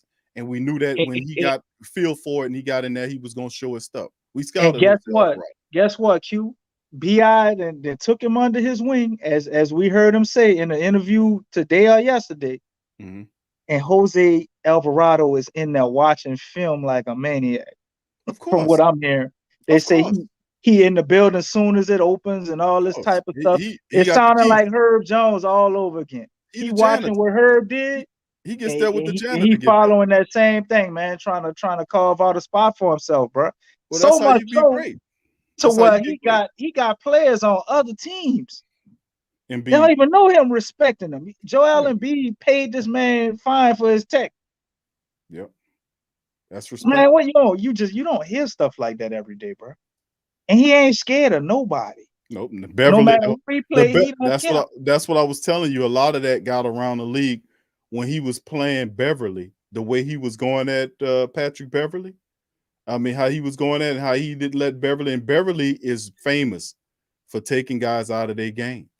He did it to a lot of guys. But how did Jose Alvarado, an undrafted point guard, come in there and handle that? Did he melt? No, he went up to the challenge. Beverly was talking to him, talking smack to him. It got him even more involved in the game to Beverly realize that I need to stop talking because all I'm doing is fueling this guy. So, I mean, yes, that's the good part about developing the talent. But at some point, you know, you're going to have to add some guys that is going to help you get to the next level. And the team is waiting for, in the holding pattern at one point, waiting for Zion to come back. I say put Zion Williamson out of the mix because I said this year, but truth been told, depending on how the situation is, I don't think you might not see Zion this year. And the Pelicans really don't need Zion to get into the play-in and into the playoffs. I really do. They make a move and they get healthy enough and play. They'll be fine. And then you keep Zion, let him get 100% healthy. Because what purpose is it bringing them back this year? I mean, you need him to win a championship, but you don't need him to get in the play-into the playoffs. Right. I mean, so like I said, Jalen Brunson, to me, I would give up 3 picks for him, not even 4. I would give up the picks. And the thing is, Jim Kev says Dallas is not going to get rid of him. I thought that way too. I'm hearing multiple reports, but then again, Dallas will have to. How much is Dallas willing to pay him though? They can't pay him. They can't pay him because so you're gonna lose him anyway. That's the whole point with Jalen Brunson, is that he is going to gonna cost you some money. So and Dallas, maybe we don't have to trade that off for him, Q. Maybe we able to pull off and get him here in the offseason because of Mr. Josh Hart. I wouldn't bank on that. I mean, because what if Josh Hart recruited him? Well, he could try to recruit him all he wants. But I'm just looking at the recent history, and until the Pelicans start winning some games, man, that people gonna look for. And like Brunson is a guy that more than likely gonna look at a New York Knickerbocker team and say, you know what, yeah, that's the bright lights of New York and all this kind of stuff. Where did he come from? What school did hold on, let me pull them up and see. I think he came from Villanova. He played with Josh Hart. Villanova. He played at Charlie Villanova. I'm thinking of Charlie Villanova. No, Villanova. Yes, Villanova, right. Man. He played with Josh Hart. Yeah, so and that's the thing about him, man. I would love to get that kid. If we can get him via trade, that would be cool. But we'll see, man. But Dallas talking about trying to play him and Finney. No, man. You ain't got that kind of money, bro. I mean, so we'll see how it all shakes and goes down the line if he's available or not. But Jalen Brunson, man, I mean, he is special. They stuck with you got Hardaway Jr., who you paying. You typically can only pay 3 guys like big money, and then maybe a 4th guy a decent amount. But they got your boy Porzingis, they paying him a gang of cash. You got big money. Right. You got Luka. They got Tim Hardaway. So now you got one other slot where you could get somebody something decent. You got him and you got Finley. So how much are other teams gonna pay him? No, you ain't. And if somebody throw him up something, they just won't be able to match it. In my opinion, nah, you ain't gonna be able unless to pay him that he's kind willing of to take less money to just stay there, because that's what he gonna do. I don't know. I think he might be looking at guiding his own team, because what's the best Dallas can offer him? A slot behind Luka Doncic? He's never gonna be the point guard. He's never gonna be the man, right? Luka's the point guard. Because Luka's the man. That's Luka's squad. So I mean, no, I don't think he's a Patty Mills who's just like, nah, I don't want to be a star point guard, but I feel comfortable being. He's better than Patty Mills. That's what I'm saying. He is looking for, and he's a young guy looking for his own team. And Brunson would be y'all know I've been talking about Brunson, man, early on in the year. about him, that's the guy you need to look out for. Yeah, that's him. That's him, Octopus. So instead of running out here talking about all these other fanciful names, and of course, like I said, he ain't gonna do it. He gonna just go after McCullough because he about making a splash. That's what he do. I got CJ McCullough down here. I just cost you a few more pieces and some picks that we'll never, but it's just that's what it is. We'll see how it all operates, man. We'll see. Hopefully, some of this stuff is more Langdon than it is the Octopus. Hopefully, the Octopus learned that a lot of people stay out the way. Stay out the way, Octopus. Stay out the way. Stay in your office. And then, and like I told him earlier last year, like if you'd have kept your mouth shut and just and let them handle the business, nobody would even dislike them. They wouldn't have even known it. But he was always in the middle, and I'm like, why are we always seeing you and not the general manager? Why nobody was asking that question? Then finally here it came. But it's good to see that it looked like Langdon is being allowed to do his job. Him and Swin Cash. These are smart basketball people. After they start calling him Griffin Cross, boy. He went in the hiding queue.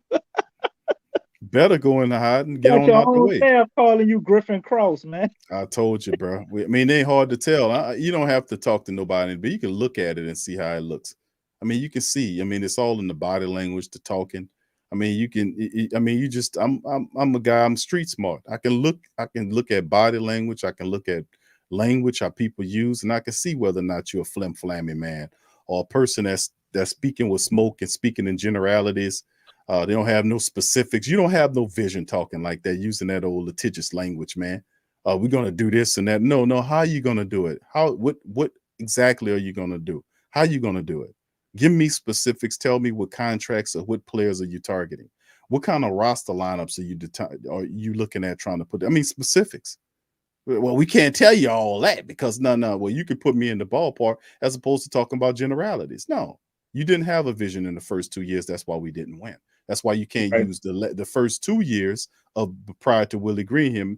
I mean, you had players here from those things, but as a floor basis, one of the best things you can do is win and build that foundation. And we simply didn't do that. That's why the Pelicans are known as a bad or a joke franchise. You've been that for a while, and I'm gonna tell you who said that.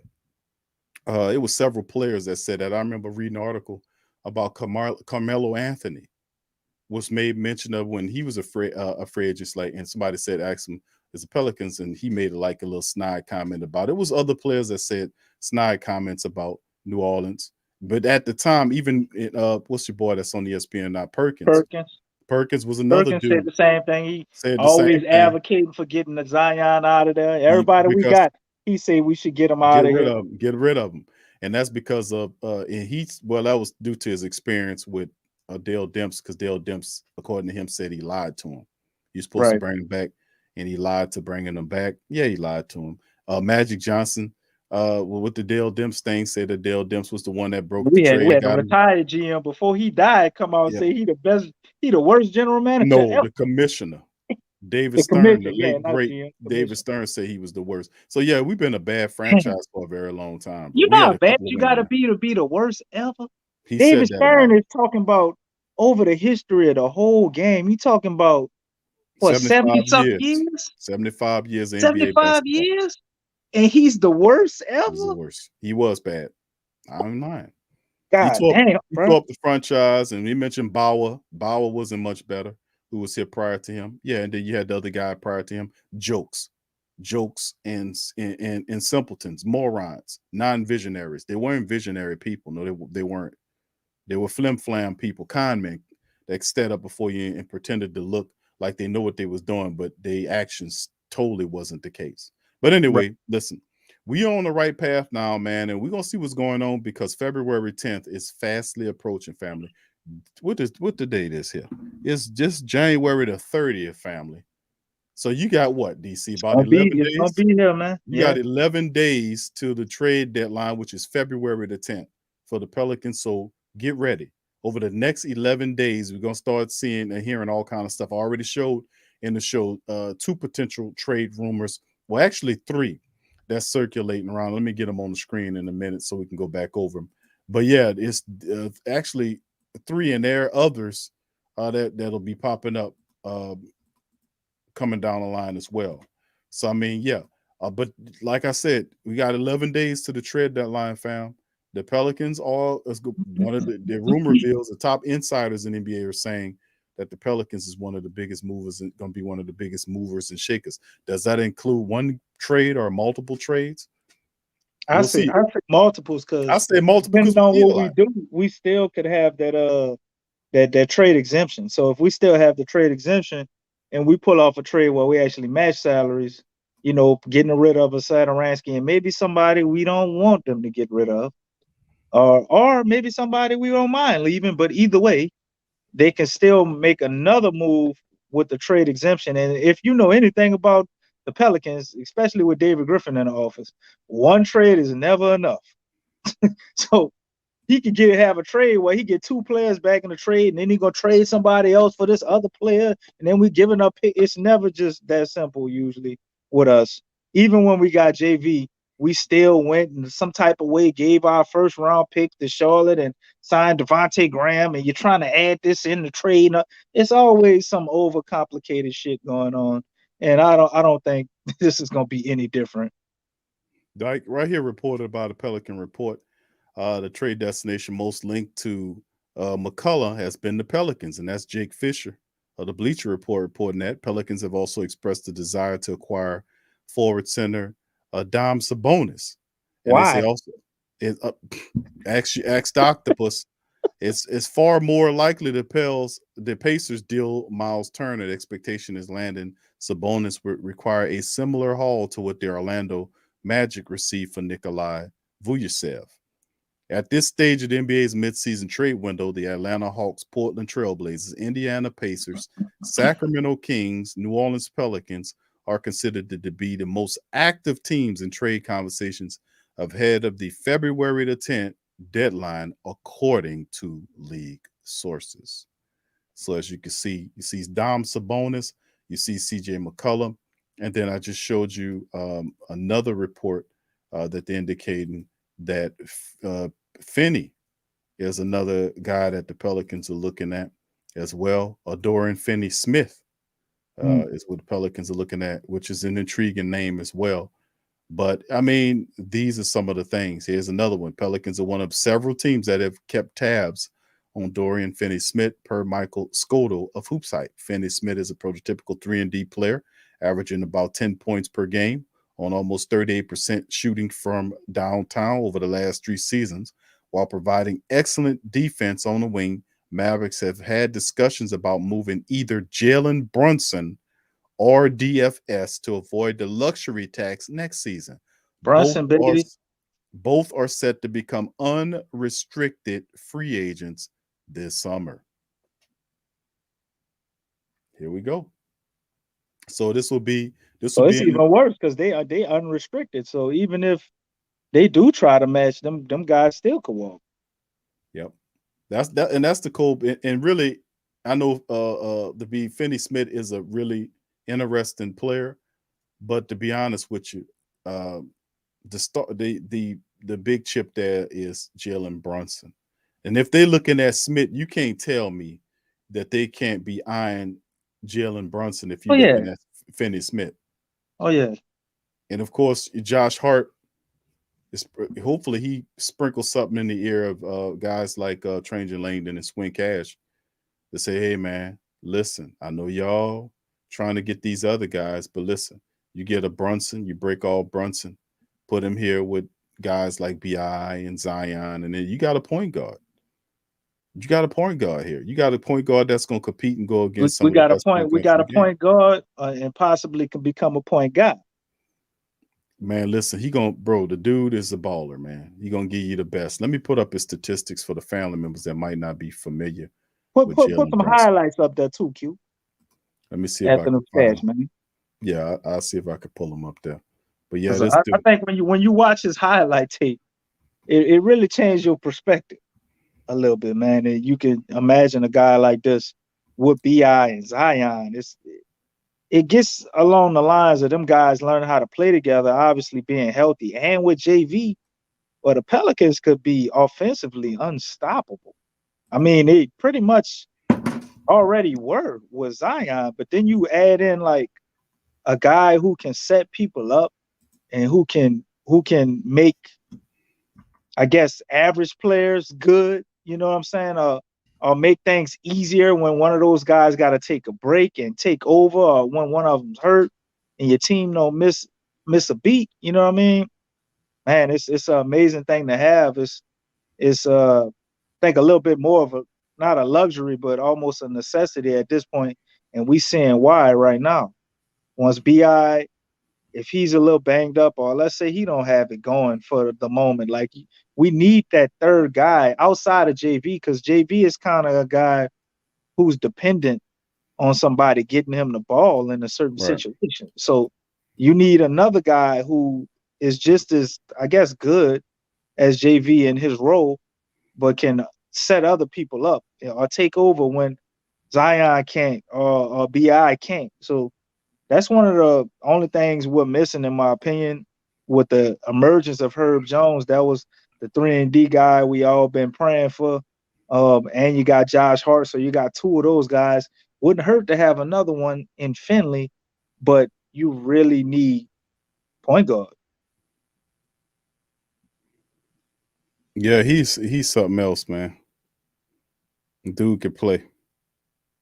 And like I said, the motor, high IQ, very efficient player. And this is the game against the Lakers. This was December the 25th highlights, right? Let me see if I can find something. You can see him dishing the ball, scoring, getting to the hoop. He's taking the 3-point shot, just overall game understanding how things go. And Very just, under control. yeah, he's a dude that is really intelligent, man. Plays the game really intelligent. Plays the game real smart. Look at him moving around. And that he gets his shot, bam, knocked down the three.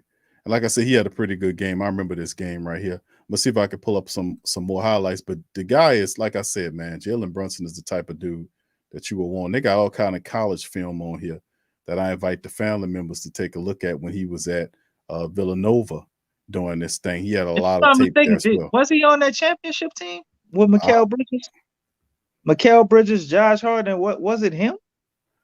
I don't remember. I want to say I don't remember, DC.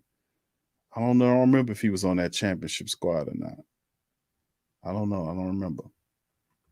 I mean, maybe let me see if one of the family members can mention that in the chat about him. So just hold on. Let me see if I can find some more full game highlights on. LeVar Brown says yes, so I'm guessing that he was. I know the man could play, man. The man could play. Like I said, unrestricted free agent. And the Pelicans, you can't tell me that the Pelicans looking at Finney Smith, that they can't not be looking at a guy like Jalen Brunson. I mean, you can't. I mean, he's definitely you need help at the point guard position. You see Graham, it's a small servant size of Graham, but I mean, he has a supreme opportunity right now, DC. He's really been shining over these last several games, bro. I know he's hitting at that thing, but listen, when you're making that kind of bread and Zion is the best player on the team, he's out with injury. BI is out with injury. Big V is out. That's the top three. What's the fourth best player that's supposed to be? And people say it's Herb, but really it's supposed to be Graham with all of his experience, and he's supposed to be really balling right now, and he's just simply not. I mean, this is the time when guys like that's supposed to step up and step out, and he's not. 13, 14 points tonight, DC? He got beat by his backup, and it's sad because that's not good, man. And then the man mama telling you you're gonna take your job. I want him to be that guy, man, but it's like, man, how many games you gonna keep letting go by until you realize he's just not gonna do it? Dude, we on a 3-game losing streak right now, and we missing our starters over the last several games. When you gonna step up and step out, partner? You're getting paid, you're getting broke off, you got the big money. You don't have to sit behind the shadows no more of Scary Terry or whomever over there in Charlotte. You got a supreme opportunity. You are the top guy of the team. And what you gave us tonight, 13 points? I mean, he did give 18 the last game? Yeah, nah, what was the last game? The last game was probably like 15 or whatever the game we lost. He came out hot Like he set the tone. And He was cool. aggressive at the beginning, and then I don't know what happened. He I don't died. know if it's maybe when Willie takes him out, like how his rotations go, it throws him off. I don't know what it is, but it's like he will come out and he'll have these quarters or these 10, 15-minute stretches. You be like, all right, Devontae, I see you. I think he finally about to do it. And then that just be it. He just disappear for the rest of the game. Well, listen, Like, I don't DC, understand. I got a scoring log pulled up right here. Over the most points that he scored, like what is it? 28 points, and that was back on January the 4th against Phoenix. It was a loss. Pelicans lost by 13 points. He played in 36 minutes. He scored 28 points and had 6 assists in that matchup. That was a loss. And then the next time he scored anything higher than 15 points was against the Pacers when he put in 25 points, 6 assists, and 3 rebounds. So he had a 25-point game on the 24th of January and a 28-point game on the 4th of January. That is a good distance to go. And in between that time, 7 points, 11 points, 11 points, 13 points, 10 points, 11 points, 15 points. Then he had the 25, then 15, and then 12. So I don't think over that's the last 29 days of action. right. Just over the last 29 days. I don't think him scoring low points when we got JV, BI, everybody back. I don't think that's the worst thing in the world. But to me, it's like I always thought, like, okay, if Brandon Ingram go down, I always just looked at him like, oh, he would step up and just, he kind of like playing, the back because BI that guy to take the shot. But if BI hurt can't be out there, I just always looked at him like he would be that guy that would just take over when need be. And he not doing that. And I don't get it, man. I see him as having the capability, and he's not doing it, and I don't think it's going to happen. I do think he will get better. DC. Jose Alvarado, the Desperado, had 19 points the game tonight, and what this man had, what? 20 minutes. 20 minutes. And what this man had here, hold on. What he had? He had like 12. Like 12. Yeah. 12 points in 28 minutes. 27% shooting from the field.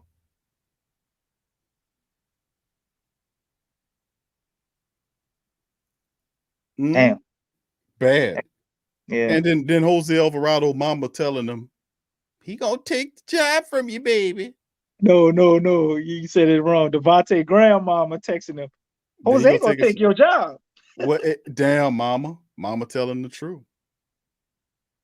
You gonna take your job. The game she told him that he went out and balled out because he was playing bad that first half. He came out that second half, he balled out.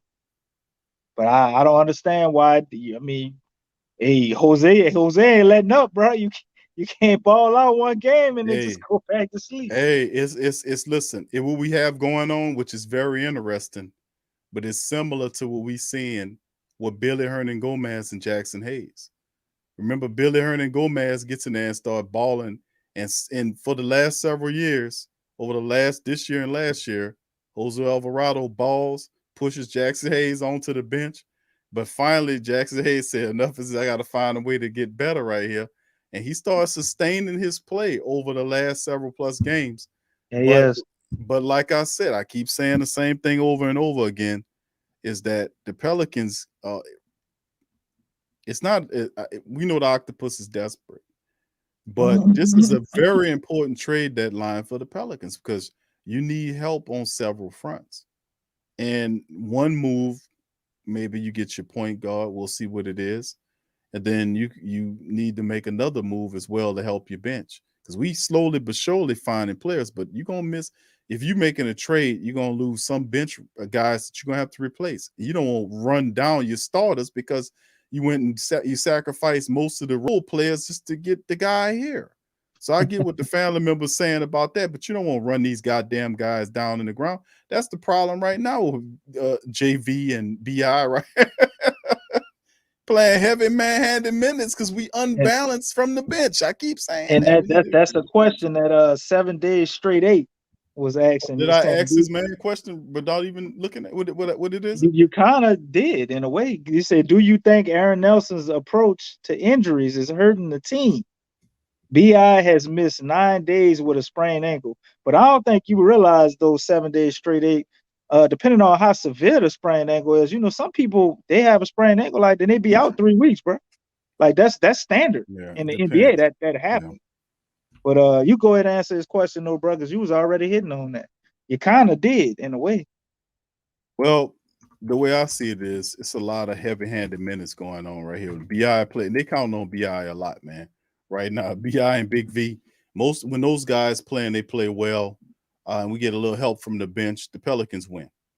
Issue is that I see a lot of times is like they play heavy-handed minutes, like when we was running Big V in the ground early on. Remember, we have to be able to balance that stuff. What Willie said? He said, "Yeah, I know. I kind of don't care if he's tired. Like we need you, right?"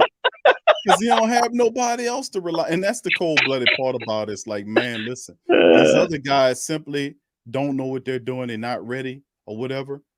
And the man he playing people that didn't have a full grasp of his system. You can see guys are getting better, but you're gonna have to kind of, you know, dilly out their minutes and understand that. Listen, it's a long season, so man.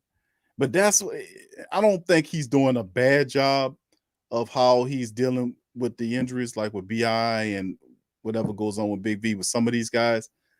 Because, man, they come in here and they play these heavy minutes every night because we're not balanced enough. Our bench is not where it needs to be. You know what I'm saying? Like that's why I was telling people early on in the season, DC, about people telling me, Q, this is not the 90s or some bullshit like that.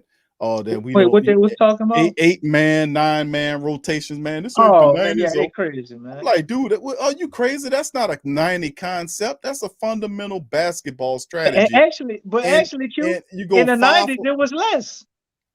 Bro, listen, yeah, some teams did do that. But see, the thing is, like that's why it's so important nowadays to have a bench. Like you have 5 for 5. That's how you do it. That's balance. 5 for 5, and you don't have to. In some games, you'll go for 5 for 4 and put 4 guys in there. Some games, some games you'll do that. But really, for the long haul, you need a bench. 5 guys coming off the bench. And I've said this before. It's the same thing as the starters. 5 guys start. They have that synergy, that harmony. They know each other. They know their tendencies. They know they have they know how each other play ball with, and this guys, they know each other's tendencies. It's the same thing with the bench. You've got to have the same thing with the bench. And then most nights you get this guy out here, this guy over here, this guy over here, and you see the Pelicans bench. It looks better than their starters now because of the harder guys like Jose Alvarado, who takes pressure off of NAW, let him do his thing. And then you see guys like Jackson Hayes doing, they got a good little thing going. We got to finish that thing up. And then also like with this, it's the same thing is what I'm saying. So no, I'm not totally upset about how the trainer Nelson is handling the business, but you got to be very careful on what you're doing with these players, man, especially if they get injured. Matter of fact, let me see if I can put this up on stream about this sprained ankle, because that's what I usually do from time to time. I try to put some of this stuff out here. You don't want to wear them out, fam. And they're saying here a sprained ankle. And let me put on their recovery time, because there are different severities to this thing. And I'm going to get that on screen. But so at times, man, we look at this stuff and we just have to be smart about it. Hold on. Let me get that. I'm trying to find. Hold on here. Here we go. Here you go. All right. And here it is right here. And this is from WebMD, saying most sprained ankles heal with no problems.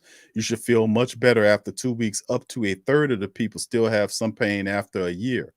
Once the swelling is going down and you can walk without pain, you can probably start exercising to build flexibility and strength. So as you can see, it says 2 weeks and then you still feel something up the pain. Now, DC, correct me if I'm wrong, but this is not the first time that BI has had several issues with his ankle.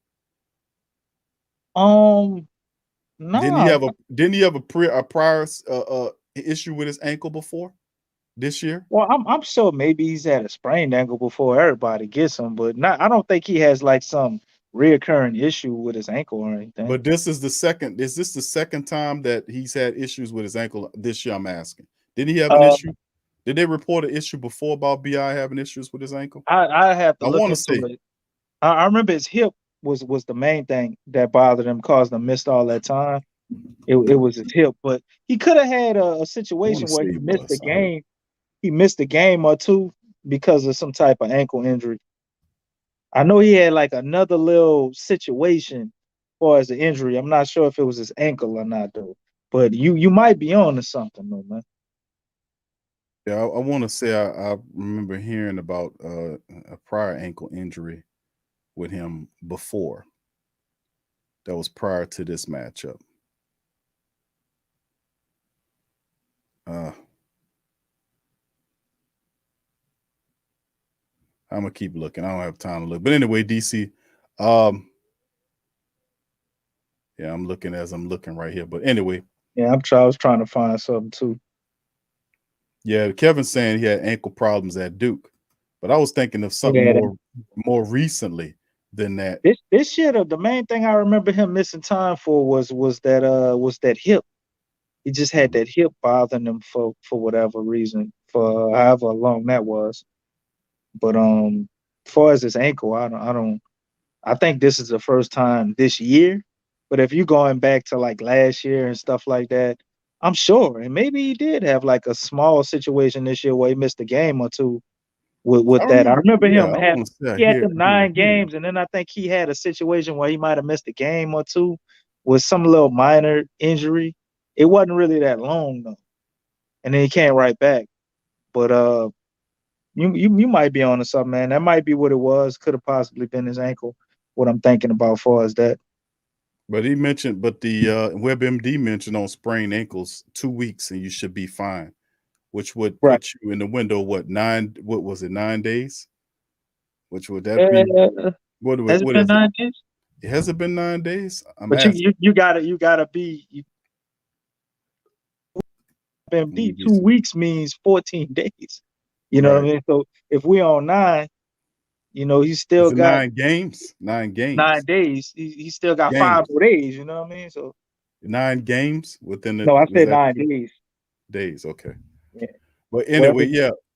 I mean, but just to get to your question though, but I don't think the trainers handling it, are too bad because, like I said, man, we gonna need him for the long haul, and if the man ain't ready to go, then we gotta hold him. But that's why we're not a deep team, man. We're really not. That's why I keep saying, we watch the teams like Cleveland, and most of these teams, they grabbing players. You see Denver's grabbing the likes of guys like DeMarcus Cousins and bringing them on their team. You see the trade with Cleveland when they lost Ricky Rubio, they went and automatically pulled Rondo onto their roster. We're not doing that type of stuff. We're not reaching out and being creative with what we're doing. We brought some of the G leaguers and undrafted players that we will bring on, but we don't give them an extended opportunity. Right. KLJ went down, and then we discovered Jose Alvarado. Through injury, we found Billy Hernan Gomez. This was last year under Van Gundy. It was his Achilles, Q. That's what we was the Achilles. Yeah, that Achilles soreness. I found it. Okay. And then in May 2021, he had an ankle injury. In May of 21. Yeah. Okay. I remember. I was like, yeah, he missed 6 games with that one. Was in it the May same, of 21? Was it the same ankle? Was it the right ankle? I don't know. I'm just saying like foot injury while I'm finding it. Not sure if it was his right ankle. Okay. All right. So I mean, we'll if see. I would have to guess, I would think it's probably the same foot as that Achilles, because you know how your legs work, man. You bang up one foot, something else, and then then the other one getting a little more compensates for tension. the one that's not. So I think they playing it cool with how they giving him rest, because you don't want him to really blow out his Achilles or blow out his knee, because that's kind of how it happens, man. Stuff start breaking down, them little knickknacks here, there, and then you keep trying to rush yourself back, and that happens. Everybody ain't Westbrook and LeBron and all these other players that can just play all these minutes and never get hurt. That's a blessing to be able to do that. And I don't think he's gonna be one of the players, or at least not at this point in his career just yet. Yeah, we got some team building to do. We still need a few more pieces off that bench to help out, and we need Graham and whoever's going to be here to step up and handle the business. And we are actually, the person who asked about Aaron Nelson, I think we number one in the league as far as injuries and how we dealing with it, and the time frame of people being down. I know it's weird because of the whole Zion thing, but I think the Pelicans are number one in the league as far as injuries and how they taking care of them this year. Well, I mean, to be honest with you, that was one of the first things that the Octopus did when he took the job here.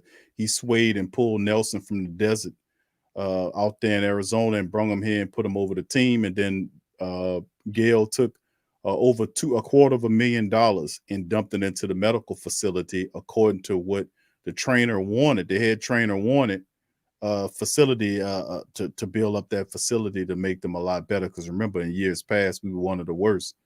But he came here and said, we need this to be state of the art. And she dumped over $250,000 into the medical side of things to help improve upon the situation. So he's one of the top people and has been credited for taking guys like Shaquille O'Neal. Shaquille O'Neal talks about him. Grant Hill talked about him, how they went to Phoenix and he extended their careers. A lot of people went to this guy, as part for the Pelicans to have him. That's a pretty good thing. But that was one of the first things that old Octopus did. And I gave him credit for that, was solving that medical issue by hiring a credible trainer. So now I don't think it's that bad, bro. I think they're doing what they feel they got to do. But I think it looks bad because of, like you mentioned, the Zion Williamson thing and how that's played out. And, but outside of that, I think we're doing all right. We just need to keep building up and developing the rest of the team to step in when stuff like this happen and, and make things kind of balance things off. So DC, one more, bro, and then we'll get up out of here. All right. What you got, brother? You want me to pull it up? Well, we got John there. What's John there saying? John saying, Big Q and DC, sorry for your guys' loss. I miss you guys, man. He says, BC, sorry for you guys' loss. I miss you guys, man. I'm not lying to you. To have the best show there. There's no doubt. I'm from what's that? NG. NZ, so is that New Zealand? Damn, New Zealand. Wow. Is that New Zealand? Okay, good. New Zealand, man. So follow Steven Adams, the Grizz balling. But I hope BI is good and Zion. Thank you, John. Appreciate you being here, John, man. That's real, man. The Grizz are balling. Yeah. They're all balling. We talked about that earlier in the show. Matter of fact, John, appreciate your commentary, my friend. Yeah, we talked about it and we gave credit. And they're our rivals, and we have spanked the Grizzlies pretty good throughout the years. But listen, you got to give them credit where credit's due. The Grizzlies are playing really good basketball right now. They're doing a job. Morant is the truth. He's an all-star for the first time. The team is built really well around him. They've coached really well. They've responded in kind. And that is the type of success we wanted the Pelicans to experience. And I got to eat my words, man, because I remember going, the Grizzlies ranked above us and woo, woo, woo. I was right there. I was going off in the offseason. The media was picking them. I got to get a media credit on that one. The media was picking them, The media was picking. People came out bald, man. And they were saying the Grizzlies this, that, and third. I'm like, what are you guys looking at? Now, I do like Dylan Brooks because I was advocating for the Pelicans to go get that guy in the second round. It's like, this guy could play basketball, and then the Grizzlies get him. I remember Dylan Brooks. Very smart. And even the little guy we was giving a hard time to and laughing about what was their 10th round pick? Who?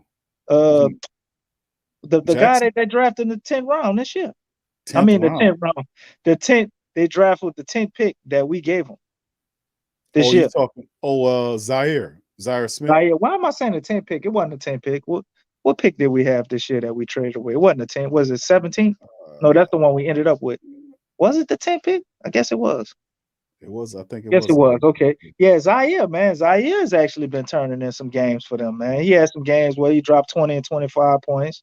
You know, so the Grizzlies actually look like a competent organization that know what they're doing, man, and they don't really How go to about that? make big splashes. No, they built They grabbing the right guys, you know, the they built a Jalen team. Brunsons, you know what I Yeah, mean? they The guys built that are really good that may haven't been ranked the highest, but they really Zion good and make the Williams. ball. Thank you. You know Yeah, what I mean? So but you're right on that. And Ja Morant is the obvious star there, and nobody else is. I mean, you have Jaren Jackson and a few other guys that haven't quite reached that level, but a lot of good role players that know their role and stick well to it. They play really well. They're well coached, and they're having a phenomenal year. Them and the Cleveland Cavs. Both of those squads, the media picked Memphis, but Cleveland was kind of somebody that you're looking at. And right now, Cleveland is doing their thing. And you expect at some point in time that the NBA will normalize itself. You see some of these teams starting to fall off. But Cleveland is they deep. I mean, they are deep, and they are a talented team. Jaron Allen and guys like Garland, and of course Colin Saxton, and all these guys are very talented. Kevin Love off the bench, they're a very good team. So I mean, the Pelicans. That's what I'm saying. If you look at some of the best teams in the NBA, look at their starting five, look at the benches. Man, we got some work to do here. So I yeah, don't think one individual player we improves it. two Needs players one away, people. in my opinion, Q. Yeah, at least We need a DC. bench guy and At a new least. starter, and probably somebody we got starting, like a guy like Devontae Graham, moving him to the bench too, and that would change everything, in my opinion. Yeah, at least two players. I mean, you're absolutely right on that. That's with or without Zion. So That's right. That's right. I agree. But but that's what happened. We should have been winning by now. But that's what happened when you press look at people for Kev, vision. man. Kev said if Trajan listened to this show, we would have won a championship by now. Well, I told family members there were at least 2 or 3 dozen people that's inside the Pelican organization that listen to the Sports Coma and the Pelican Post Game Report through LinkedIn, because we have I don't know, over 400 people on our LinkedIn platform. And you know, our LinkedIn's a lot of professionals over there. So it's former basketball players, Right. football players. There are media personalities and other type of people, but they have Pelican people as well that's in the building that listen to the stream, because we tell it like it is, man. And listen, if you are a person that's like that, the worst thing you can do is get in that organization and get up in there and sit up in that office and pretend like you don't hear nothing. You are out of your mind. The best and most informed executive is a person that got his ear to the street, that know what the people thinking. Because you're in the people-pleasing business, you're in a results-driven business. And if you out making moves, you make a move or you make a move, or you make a trade, you make a signing, and you best believe that you're listening to shows like the Pelican Post Game Report and others like the brothers Teal and them and all the rest of them, and DJ and the rest of them that's out here putting in the work. You won't hear what they have to say, and the family members got to say about the moves that you're making. Are they appeased? Are they happy about it? Because these are the people that are funding your organization. Yeah, That's you why got that spaces too now, man. Well, and the AD goes on there from sometimes too, so you got them. right. A lot more voices are starting to get heard, man, and they're seeing that the Pelicans family like really love their team. You know what I mean? People be talking all this stuff about we don't love basketball out here. I'm like, man, anybody who say that, I know you not from the city. Like, people here, we love everything here. If it's New Orleans, we love it. We're gonna ride with it. Yeah, absolutely. Like, I don't know what's wrong with them, bro. It's not a If we had a basketball baseball town. team, it's gonna be the And same Utah thing. is. It's not a basketball town, but Utah is. But you never say that about And, Utah. and every young kid I know here, they play basketball and football. So I don't know anybody who just play football. What the hell is they talking about, Q? Maniacs, man. These people out of their minds, man. Maniacs. They're maniacs, man. But anyway, listen, that's absolutely true fact. So that's why I said, like, a lot of times they get there, they pretend not to listen to you, but listen, fam, they're listening. They're listening because they won't hear what the family got to say, whether they approve of their moves or not. They won't know they won't know if they are appeasing you, because you'll keep supporting them. Right. But that's the power. That's the power of this here thing, man. We just got to keep it real and just be consistent. But anyway, DC, that's gonna do it for the show. We're gonna bring DJ in Oh, on the he's stream still and let up? DJ is still up. We're gonna bring Oh Lord. DJ Gonna is be a special in interview tonight. What's up, DJ? Go ahead and take us home, bro. Oh yeah, DC, but you too well. Oh man, it's been a good first half of the season. I mean, like I said, we about 1 or 2 positions away from either making the play-in or making the playoffs. It's whatever. But as you can see, you know. All right, I see you, brother. Yeah, I saw Till at the game. Shout out to Alvarado. He did his thing. But with that being said, if anybody talk about your Pelicans, you tell them in an Alvarado voice, accent, get the flock out of here and go flock yourself.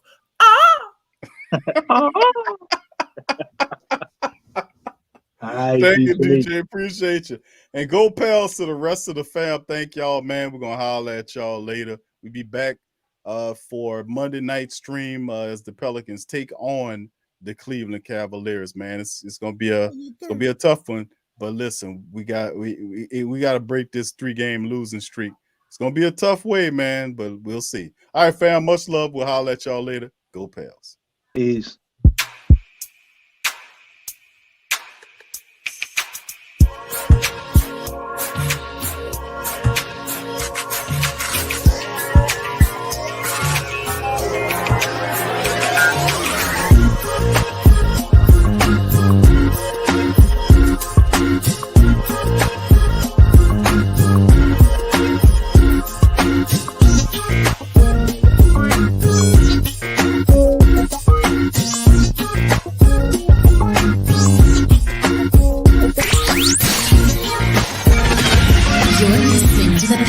Post-game report on the PPR Media Network for all things Pelicans.